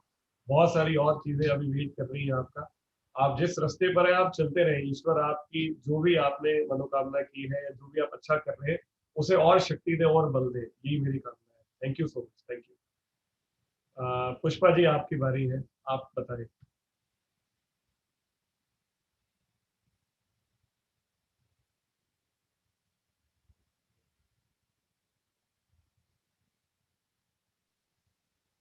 सबसे पहले major Prakash Handa sir ji, Sarabjit Singh sir ji, आप सभी को मेरा दिल से प्रणाम, और बाकी जितने भी इस पैनलिस्ट में हैं उन सबको नमस्कार।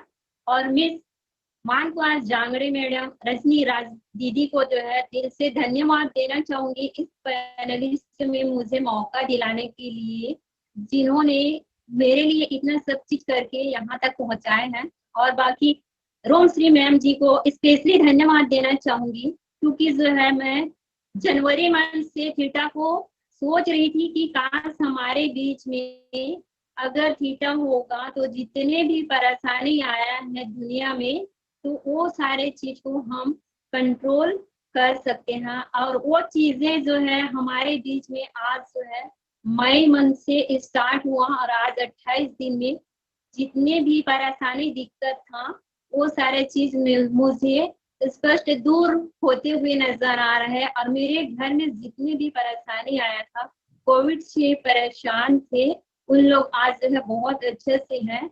और बाकी सर जी, मैं अपना अचीवमेंट के बारे में बताना चाहूंगी कि आज मुझे जो है स्पष्ट रूप से दिखाई दिया कि मैं जो हूँ हवाई जहाज से सफर करने से पहले मिस्टर चेतन प्रकाश हांडा सर और सरबजीत सिंह सर और मेरे पापा जी को प्रणाम करके मैं हवाई जहाज का सफर करी हूँ। और दूसरा अचीवमेंट मेरा ये है सर जी कि मैं स्कूल, अनाथ स्कूल में जो है अपना सेवा दे रही हूँ, उन लोग के लिए बहुत अच्छे से निष्काम भाव से मैं सेवा कर रही हूँ, जितने भी पीड़ित है उनको। और मेरा एक जो है उद्देश्य है कि मैं समाज सेवा का काम करूं, और ये इसमें जो है संपूर्ण योगदान मेरे पापा का भी है। उनका भी सपना है कि समाज सेवा के लिए कुछ अच्छा काम करिए। तो मैं सर जी यही 3 उपलब्धियां आज जो है देखी हूँ। और बाकी मैं आप सभी के थ्रू मैं इतने दूर तक पहुंची हूँ, तो मुझे लगता है कि राजनांदगांव जिला और चौकी ब्लॉक में मैं वो नंबर 1 की लड़की रहूंगी जो समाज के लिए हमेशा अपना प्रयास जारी रखूंगी और हर जितने भी लोग हैं उनका योगदान करूंगी। बाकी जो है इतना ही मेरा एक्सपेरिमेंट है सर जी। बाकी so thank you, all the best.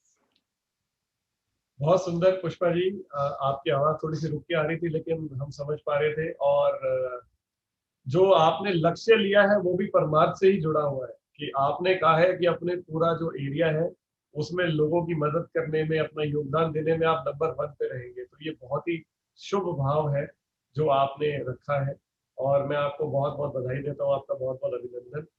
तो बहुत खूब विचार, बहुत अच्छे विचार सबसे जानने को मिले हैं दोस्तों। चेतन सर जो है आज किसी ऐसी जगह पर मौजूद है जहां पर कि पीछे बैकग्राउंड में शोर बहुत ज्यादा है, इसलिए वो उनकी तरफ से ये कहना था कि मेरी वाइब्रेशन इस प्रोग्राम में साथ ही है, मैं आप सब लोगों को देख रहा हूँ लेकिन मैं बोल नहीं पाऊंगा आज। उसका कारण ये है क्योंकि वो पीछे इस समय ऐसी जगह मौजूद है जहाँ शोर बहुत ज्यादा है। तो हमने कहा कोई बात नहीं सर, आपकी प्रेजेंस, आपका आशीर्वाद हमारे लिए काफी है। अब मैं आगे की बात करता हूँ। हम ऑलमोस्ट पिछले 28 दिनों से एक क्रिया कर रहे हैं जिसे हम मेडिटेशन। मैंने कुछ एपिसोड पहले भी एक बात कही थी कि कोई भी चीज यदि आपको भूत से और भविष्य से काट कर वर्तमान में ले आए तो वो मेडिटेशन कहलाता है। क्योंकि हमारा जो जीवन है उसमें हम ज्यादातर 2 अवस्थाओं में रहते हैं ज्यादातर। या तो हमारा ध्यान जो हुआ उस पर अटका हुआ है कि पहले कितना अच्छा चेक था, पहले कितना अच्छा सब कुछ था, तो पहले पहले पहले में बार बार विचार करते हैं, और कल क्या होगा उस पर जाता है, चिंता उस पर रहती है। तो भूत तो वो है जो छोड़ता ही नहीं है। मुझे लगता है हम भूत को नहीं छोड़ते, कई बार तो ऐसा लगता है भूत ने हमें पकड़ा है या हमने भूत को पकड़ा है। तो भूतकाल और भविष्य में से जो चीज आपको हटा के प्रेजेंट में ले आए उसे हम कहते हैं मेडिटेशन। जब आप मेडिटेशन करते हैं तो मेडिटेशन का मतलब क्या है? मेडिटेशन का मतलब हमें से ज्यादातर लोगों को लगता है कि हम ध्यान करते हैं। बिल्कुल सही है। ध्यान किसका? तो हम जब ध्यान करते हैं तो अक्सर हमें लगता है कि हम अपने मन में जो कल्पना करते हैं, हम किसी ईश्वर का ध्यान करने की बात करते हैं, कुछ और चीजों को ढूंढ रहे होते हैं। लेकिन जो मैंने समझा है, जो ध्यान है वो आपके विचारों का ध्यान, सही मायने में जो ध्यान है वो आपके थॉट्स का है। क्योंकि आपके विचार ही आपका जीवन बना रहे हैं। तो जब आप मेडिटेशन करते हैं तो आप बहुत क्लोजली ऑब्जर्व करें कि आपका किस तरह का थॉट चल रहा है, यानी सेल्फ ध्यान, अपना ध्यान करना सबसे महत्वपूर्ण है। क्योंकि मैंने आपसे अभी भी बोला कि जो ध्यान है वो क्या है, वो एक तरह से संकल्प है। जो आपके विचार है वो आपके संकल्प है। हम जैसा विचार सोचते हैं वैसा ही हम बन जाते हैं, ऐसा आपने कहीं पढ़ा भी होगा, सुना भी होगा। तो संकल्प बहुत महत्वपूर्ण है। यानी जो बात मैंने पहले दिन भी कही थी कि आप इस दुनिया में सबसे महत्वपूर्ण बात अपने आप से करते हैं, सबसे इंपॉर्टेंट, क्योंकि उसी के आधार पर आप सारे फैसले लेते हैं। तो जब आप मेडिटेशन में होते हैं, जब आप ध्यान में बैठते हैं, तो आप अपनी संकल्प शक्ति को और ज्यादा मजबूत करते हैं। और हमें से ज्यादातर लोगों को लगता है कि जीवन में जो सबसे कीमती चीज है वो पैसा है, वो दौलत है, वो सब चीजें, लेकिन जो सबसे इंपॉर्टेंट कीमती चीज है वो आपके विचार है, वो आपके संकल्प है, वो आपके थॉट्स है, क्योंकि इसी से सब कुछ बनना है। तो you have to focus, you have to be very careful कि आप जब ध्यान कर रहे हैं तो वो ध्यान आपको शक्ति दे रहा है कि आप पूरा दिन जागृत रहे और अपने थॉट्स को देख सके। क्योंकि सबका भला करने की जो शक्ति है, जो संकल्प है, वो हम सब कर सकते हैं। अब एक सवाल आया जो मैंने पढ़ा, उसमें ये लिखा हुआ था कि संस्कार जो है वो कैसे बनते, ये सवाल पूछा गया है। इसमें रोमश्री जी आपका कोई योगदान हो तो आप जरूर बताइएगा। मैं जो अपनी तरह से समझा हूँ, सीखा हूँ, जो बात चेतन जी भी कहते हैं मैं भी वो कहता हूँ कि ऐसा नहीं कि मैं कोई ज्ञानी हूँ। जो मेरा डिस्कशन रहा है सालों का चेतन जी के साथ, और जो थोड़ा बहुत मैं भी चीजों को सुनता हूँ, पढ़ता हूँ, उसके आधार पर मुझे लगता है कि जो आपके संस्कार है वो 2 तरह से क्रिएट होते हैं। एक तो आपके पूर्व जन्म के संस्कार जो आप लेकर आते हैं, और दूसरे एक पूरा साइकिल है। वो साइकिल मैं आज आपको एक्सप्लेन। सबसे पहले जो बात हमने चेतन सर से सुनी थी वो है कि आपकी सोच आपके जीवन को बदल सकती है। अब मैं उसके थोड़ा सा और पीछे चला जाता हूँ कि सोच का भी निर्माण कैसे होता है। सोच का निर्माण होता है इंफॉर्मेशन, जानकारी से। ये 40 दिन का कार्यक्रम चलाने का सबसे बड़ा कारण उद्देश्य यही था कि हम इंफॉर्मेशन क्या ले रहे हैं। 40 दिन 28 दिन पहले जो इंफॉर्मेशन हमारे आसपास थी, हमारे एनवायरनमेंट में थी, वो इंफॉर्मेशन हम ले रहे थे कि कोविड चल रहा है, चीजें बहुत खराब है, दुनिया अंत की ओर जा रही है। तो ये इंफॉर्मेशन हमारे अंदर भर रही थी और हमारी सोच इससे ये पैदा हो रही थी कि सब कुछ बहुत खराब है। लेकिन जिस पल आप ज्ञान के रास्ते पे चलना शुरू हुए तो जो ये जानकारी है, जो ये इंफॉर्मेशन है, ये बहुत महत्वपूर्ण है आपकी सोच का निर्माण करने। इसलिए उस दिन भी आपने सुना कि जब हमने बोला कि आपको न्यूज नहीं देखनी, garbage in garbage out. Garbage का मतलब होता है कूड़ा करकट। क्या हम कूड़ा अपने शरीर में भरते हैं? क्या हम कभी कूड़ा खाते हैं? नहीं, हम अच्छा और स्वस्थ भोजन खाते हैं। उसी तरह से जो मन का भोजन है वो विचार है, वो जानकारी है। तो जो जानकारी आपको अपने अंदर लेनी है उसका निर्णय आप कर सकते हैं, आपके पास वो शक्ति है। क्या आप बैठकर नेगेटिव न्यूज देखना चाहते हैं, या आप बैठकर कोई अच्छी किताब पढ़ना चाहते हैं, या आप कोई अच्छा प्रवचन सुनना चाहते हैं, या आप यूट्यूब के ऊपर कोई बहुत पॉजिटिव जो भी लोगों के डिस्कोर्सेज हैं, लेक्चर्स हैं, आप वो सुनना चाहते हैं। जैसे अक्सर चेतन जी कहते हैं कि आप किसी को भी सुन सकते हैं, जो भी आपके धर्म में जिसको आपको लगता है आप मानते हैं उनका डिस्कोर्स सुन लीजिए। तो ये जो इंफॉर्मेशन है ये आपकी सोच का निर्माण करता है, यानी कि आपकी सोच का निर्माण आप स्वयं कर सकते हैं। ये ताकत भी हमारे पास है। इस कार्यक्रम ने क्या किया है? इस कार्यक्रम ने हमें जानकारी दी, किस चीज को लेके? ज्ञान को लेके, पॉजिटिविटी को लेके। उससे क्या हो रहा है? अब हमारी सोच का निर्माण कैसा हो रहा है? तो सबसे पहला आता है नंबर 1 इंफॉर्मेशन, यानी कि जानकारी। इंफॉर्मेशन से आगे अगला जो स्टेप है वो है आपकी सोच, यानी कि आपके थॉट्स। सोच से अगली चीज जो आती है वो आता है एक्शन, यानी कि आप जो कर्म करते हैं वो आपकी सोच पर निर्भर करता है। जो आपने सोचा, अब आपने सोचा कि मुझे सुबह 10 बजे इस कार्यक्रम में आना है, तो ही आप यहां पहुंचे। आप जीवन में जो भी करते हैं आप उसे पहले सोचते हैं, क्योंकि बिना सोचे जो घटित होता है वो चमत्कार होता है और वो रोज रोज नहीं होता। आप सोचते हैं कि मुझे शादी करनी है, आप सोचते हैं कि मुझे खाना खाना है, आप सोचते हैं कि मुझे घूमने जाना है, सब कुछ आप सोचते हैं। यानी कि आपके कर्म किस पे आधारित है? आपकी सोच पर। और आपकी सोच किस पे आधारित है? आपकी जानकारी पे। तो you have to be very careful. आपको इस बात पे बहुत ज्यादा ध्यान देना है कि आप जानकारी क्या लें। और जानकारी कहाँ कहाँ से आती है? आपकी संगत से। आप जिन लोगों के साथ रहते हैं उनके साथ, आप जिनको सुनते हैं, आप जिनके साथ उठते बैठते हैं, आप कैसी किताबें पढ़ते हैं, आप कैसा साहित्य पढ़ते हैं। आज यूट्यूब पे सब कुछ अवेलेबल है, आप चाहे आप क्या सर्च करना चाहते हैं। तो इसलिए आपका इनपुट जो आप जानकारी कहाँ से ले रहे हैं बहुत महत्वपूर्ण है। क्यों? क्योंकि जानकारी से आता है आपकी सोच, और सोच से जुड़ा हुआ है आपका कर्म। अब जैसा कर्म आप बार बार करते हैं तो वो क्या बन जाता है? वो आपकी आदत में बदल जाता है। जिस चीज को आप बार बार रिपीट करते हैं, अब जिसे रोज सुबह उठकर चाय पीने की आदत लग गई तो वो उसका संस्कार बन गया कि मुझे तो सुबह चाय चाहिए ही चाहिए। मुझे गुस्सा आता है, ये एक संस्कार है, गुस्सा भी एक संस्कार है। तो जिस चीज को आप लगातार बोलते हैं, जिस चीज को आप लगातार सोचते हैं, जिस पे आप लगातार काम करते हैं, वो आपका संस्कार और मजबूत होता चलेगा। यानी कि अगर आप गौर से देखें तो संस्कार एक तो वो है जो हम पूर्व जन्मों से लेकर आए, और दूसरा वो संस्कार जो हमने खुद क्रिएट किए इस लाइफ में, जिसका आधार है इंफॉर्मेशन, यानी कि जानकारी। तो जैसी आपकी आदत बनती है वैसा ही आपका चरित्र बनता है, वैसे ही आपका कैरेक्टर का निर्माण होता है।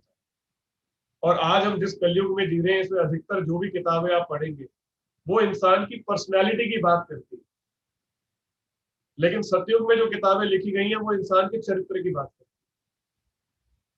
तो आपका जो चरित्र है वो आपके संस्कारों पर निर्भर करता है, आपकी आदतों पर निर्भर करता है। और जैसा आपका चरित्र होगा वैसे ही आपकी डेस्टिनी होगी, वैसे ही आपकी मंजिल होगी जो आपको मिलेगी। तो अल्टीमेटली आप जीवन में जो लक्ष्य हासिल करना चाहते हैं, आप जीवन में जहां भी जाना चाहते हैं, वो आपके इधर, वो आपके कहीं ना कहीं सोच और सोच से पहले जानकारी पे निर्भर करता है। तो मेरा आपको सुझाव यही है कि बहुत सजग रहें और जानकारी जहां से ले रहे हैं, जिन लोगों के साथ आप उठ बैठ रहे हैं, उनको जरा एक बार जरूर ऑब्जर्व करें। कहीं ऐसा तो नहीं है आपके आसपास किसी तरह का कोई नेगेटिव डिस्कशन कोई कर रहा है जिसके साथ आप इन्वॉल्व हो रहे हैं। आपको हमेशा नेगेटिविटी से बचना है। मैंने आपसे ज्ञान की मूल परिभाषा की बात की, तो जहां भी डर होगा, असुरक्षा होगी, समझ लीजिए वहां अज्ञान है। अगर आपके भीतर डर चल रहा है, आपके भीतर इनसिक्योरिटी चल रही है, तो अभी भी आपको और ज्ञान की ओर जाने की जरूरत है। क्योंकि हमारे यहाँ पर अधिकतर ऐसा लगता है कि आदमी जब 60 साल का हो जाता है उसके बाद उसे ज्ञान की जरूरत होती है।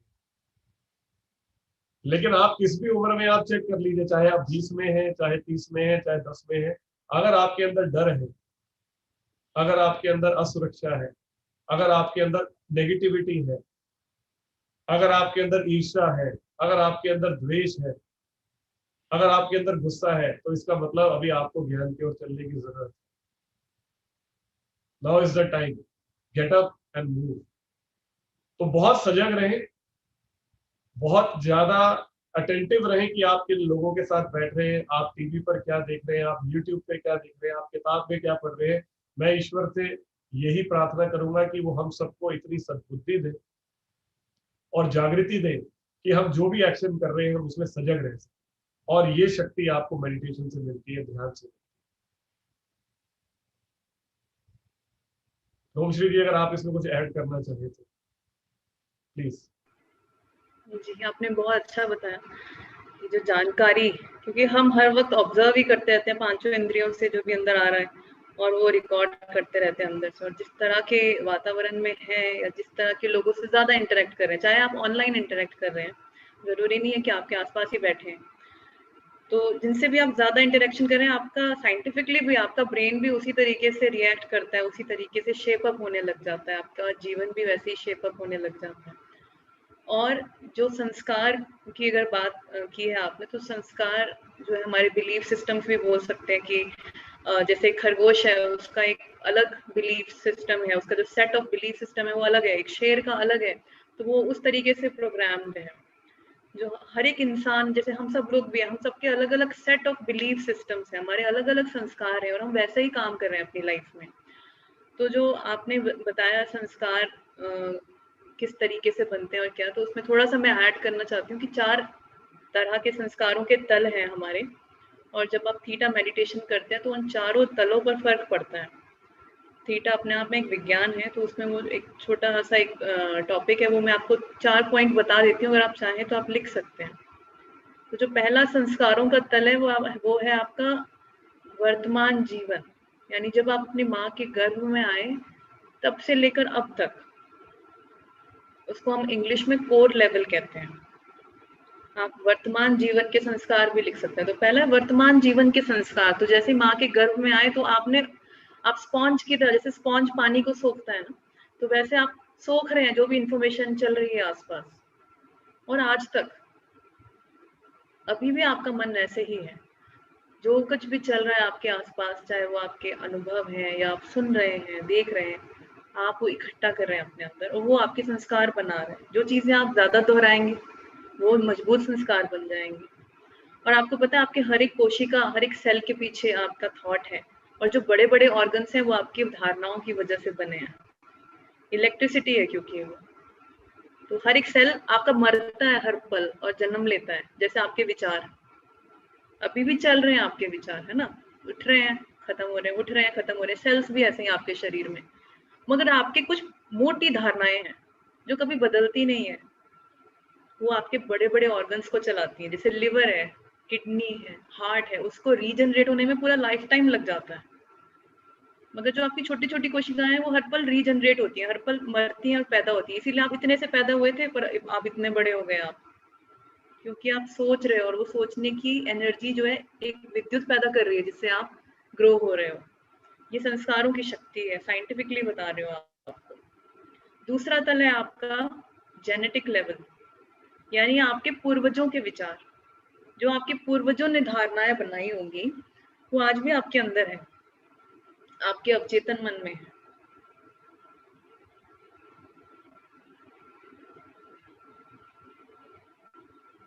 तो हमारे पूर्वजों की अलग धारणाएं रही होंगी उनके वक्त के हिसाब से। जैसे हो सकता है उनकी ये धारणा रही हो कि लोग धोखेबाज होते हैं, शायद उनके जीवन में ऐसा संघर्ष हुआ होगा, ऐसा अनुभव हुआ होगा, तो वो आज भी हमारे अंदर है। और ये शायद धारणा हमारे लिए उपयोगी नहीं है, क्योंकि कुदरत कहती है तथास्तु। तो अगर हमारे अवचेतन मन में दबा हुआ है ये संस्कार कि लोग धोखेबाज हैं, तो हम ऐसे ही लोगों को आकर्षित करते रहेंगे अनजाने में। मगर जब आप थीटा कर रहे हो, सभी तलों पर परिवर्तन आता है धीरे धीरे। जो नेगेटिव संस्कार हैं वो पिघलने लगते हैं। सिर्फ थीटा नहीं, विपश्यना करो, कोई भी मेडिटेशन करो, उसमें संस्कार पिघलते हैं। तो ये हो गया आपके पूर्वजों के संस्कार। जो उन्होंने सोचा वो गायब थोड़ी ना हो गया। जैसे उन्होंने आपको अपना हड्डी खून जैसा वो दिखते थे, उनके बालों का टेक्सचर, उनकी आंखों का टेक्सचर आपको दे दिया, तो वैसे ही उन्होंने आपको अपनी धारणाएं भी दे दी। कुछ अच्छी भी हैं उसमें बहुत, उन्होंने बहुत अच्छे कर्म किए होंगे तभी आज आप भी कर रहे हो। मगर कुछ ऐसी चीजें जो अब आपके काम की नहीं है, वो रिलीज हो जाएंगी मेडिटेशन। और तीसरा जो तल है वो है आपके पूर्व जन्मों का तल। कुछ लोग नहीं मानते धर्मों में पूर्व जन्मों को, मगर अब विज्ञान मानता है, तो हम बोल सकते हैं कि ये साइंटिफिक है कि आपका एवोल्यूशन हुआ है, आप ग्रो हुए हो आदि मानव काल से लेकर अब तक। डार्विन की थ्योरी तो सबने पढ़ी है स्कूल में।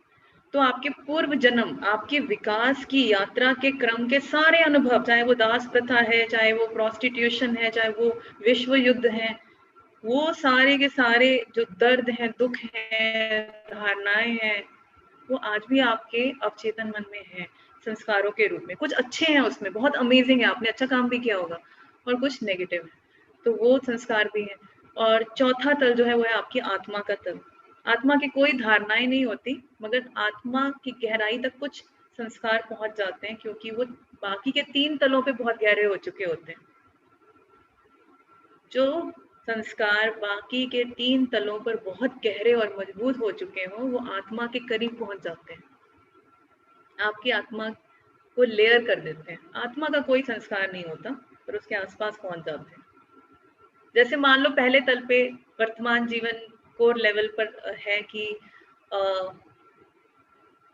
प्यार में दुख मिलता है, ठीक है, ये एक संस्कार बन गया जो कि नेगेटिव है।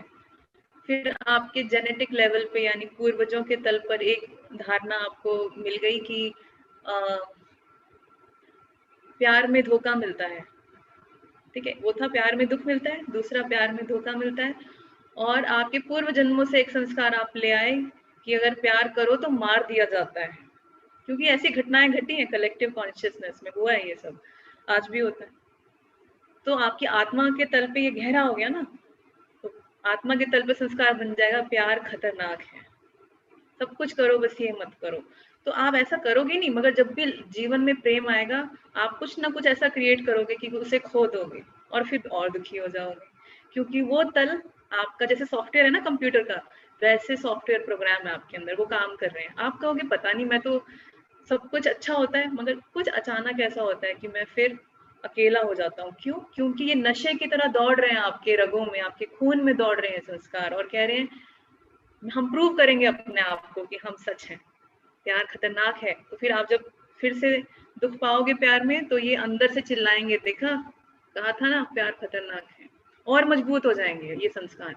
मगर थीटा या कोई भी मेडिटेशन जब आप करते हो, ये चारों तल जो है प्योरीफाई होते हैं, जो अब आपके काम का नहीं है वो रिलीज होने लगता है। और जब आप मैनिफेस्टेशन करते हो तो आप पॉजिटिव संस्कार पैदा करते हो। आई होप, मुझे उम्मीद है कि आपको थोड़ा बहुत क्लियर हुआ होगा। बहुत अच्छे तरीके से आपने बताया रूसी जी। आपकी बात सुनकर मुझे एक थॉट हो रहा है, मैं वो भी ऐड करना चाहता हूँ। मैं जानकारी पे था, तो जानकारी का कितना अहम रोल होता है, मैं आप सब पैनलिस्ट में सब लोगों से पूछना चाहता हूँ। मतलब जैसे चेतन जी ने 2-3 दिन पहले कोई जिक्र किया था कि कोई डायरेक्टर है, कोई मूवी चलाता है और वो बनाता है और हम देखते हैं, लेकिन मेरा ये मानना है जो मूवी आप देखते हैं वो भी एक इंफॉर्मेशन, और इंफॉर्मेशन आपके अंदर रजिस्टर हो रही है। जो मैंने अभी आपको बोला कि आप क्या देखते हो बहुत महत्वपूर्ण है। तो बहुत सारे संस्कार ऐसे भी हैं जो हम लोगों को देखकर डेवलप कर लेते हैं। एग्जैक्टली। जैसे मुझे लगता है कि जब कोई हीरो मूवी आज जो लिखा हुआ आता है वो किसी भले इंसान का ही मुझे लगता है विचार होगा, जब पहले ये नहीं था। लेकिन अब अगर पिछले 8-10 सालों में मैंने चीज देखा है कि जब भी मूवी के अंदर कोई हीरो या हीरोइन सिगरेट पी रहे होते हैं, कोई एक्टर या एक्ट्रेस, तो लिखा होता है cigarette smoking is injurious to health. क्योंकि उसका कारण क्या है, जिसे आप रोल मॉडल में देख रहे हो एक्टर में या एक्ट्रेस में, वो आपके रोल मॉडल है। वो सिगरेट पी रहे, आपको लगता है यार कितना मजा आ रहा है, ये एक्टर है सिगरेट पीता, अच्छा मुझे भी पीना चाहिए। या अगर कोई शराब पी रहा है तो उसको देखकर लोग इंस्पायर होते हैं। इसलिए अगर आज की डेट में आप कोई वेब सीरीज भी देखे, कहीं भी देखे, तो उसमें उसकी जॉनर लिखा होता है, उसके अंदर वायलेंस है, उसके अंदर न्यूडिटी है, उसके अंदर मतलब बेसिकली जो जो चीजें उसमें इंक्लूडेड, और उसी हिसाब से एज भी डिसाइडेड होती है कि ये किस एज को देखना चाहिए। लेकिन मेरा ये मानना है कि आप कोई मूवी भी देख रहे हैं तो आपको लग रहा है कि यार मैं तो मूवी देखकर आ गया, लेकिन आपको पता नहीं है कि वो आपके विचार में चली गई, वो आपके अंदर रजिस्टर हो गई, वो खत्म नहीं हुई। आपने जितनी बार वायलेंस देखा वो आपके अंदर रजिस्टर हो गया, और आपको लगता है ये छोटा सा बच्चा है, ये इसको तो हमने कभी ऐसा सिखाया नहीं, ये कहाँ से बोल रहा है। उसने आपके साथ बैठकर वो मूवी देखी है, वो चीज उसके अंदर गई है, वो चीज उसके अंदर रजिस्टर हुई है, तो कुछ भी व्यर्थ नहीं जा सकता। तो बी वेरी केयरफुल कि आप क्या देख रहे हैं, बी वेरी केयरफुल कि आप क्या पढ़ रहे हैं, खासकर जिनके घर पे छोटे बच्चे हैं। वैसे तो हम सबको ही इसकी बहुत जरूरत है, लेकिन जो संस्कार आप खुद डेवलप कर रहे हैं और जो बच्चों में डेवलप करा रहे हैं, हम मूवी देखने जाते हैं, बच्चों को भी लेके जाते हैं साथ में, तो बी वेरी केयरफुल कि आप क्या चॉइस है आप, क्योंकि हर चीज रजिस्टर हो रही है। ये कार्यक्रम भी हमारे अंदर रजिस्टर हो रहे हैं, इसके विचार भी हमारे अंदर जा रहे हैं, तो ये वेस्ट नहीं जाएंगे, कहीं ना कहीं जाके सेटल डाउन हो रहे हैं। आपके अंदर इतनी टेराबाइट की मेमोरी है कि वो सब रजिस्टर कर लेती है मुझे लगता है। तो information is very very important my friends. आप कहाँ से लेते हैं, और क्या देखते हैं, आप क्या सुनते हैं, कौन सा गाना सुन रहे हैं, कौन सी मूवी देख रहे हैं, be very very careful, because information सिर्फ ऐसा नहीं है उस मोमेंट पे आई, वो आपके अंदर आ गई। और जितनी बार कुछ लोगों को आदत होती है एक ही गाने को 100 बार सुनते हैं, 200 बार सुनते हैं।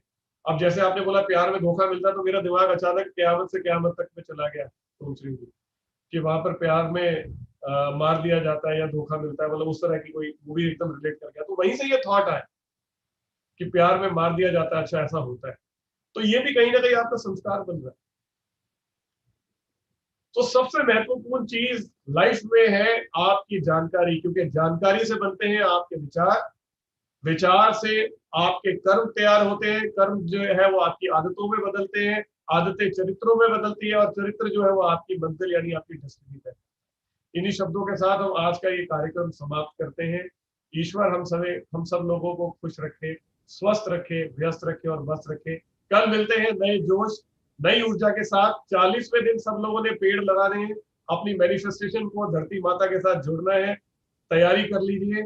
जय हिंद, जय भारत, जय गैलवे। थैंक यू सर, बहुत बहुत धन्यवाद।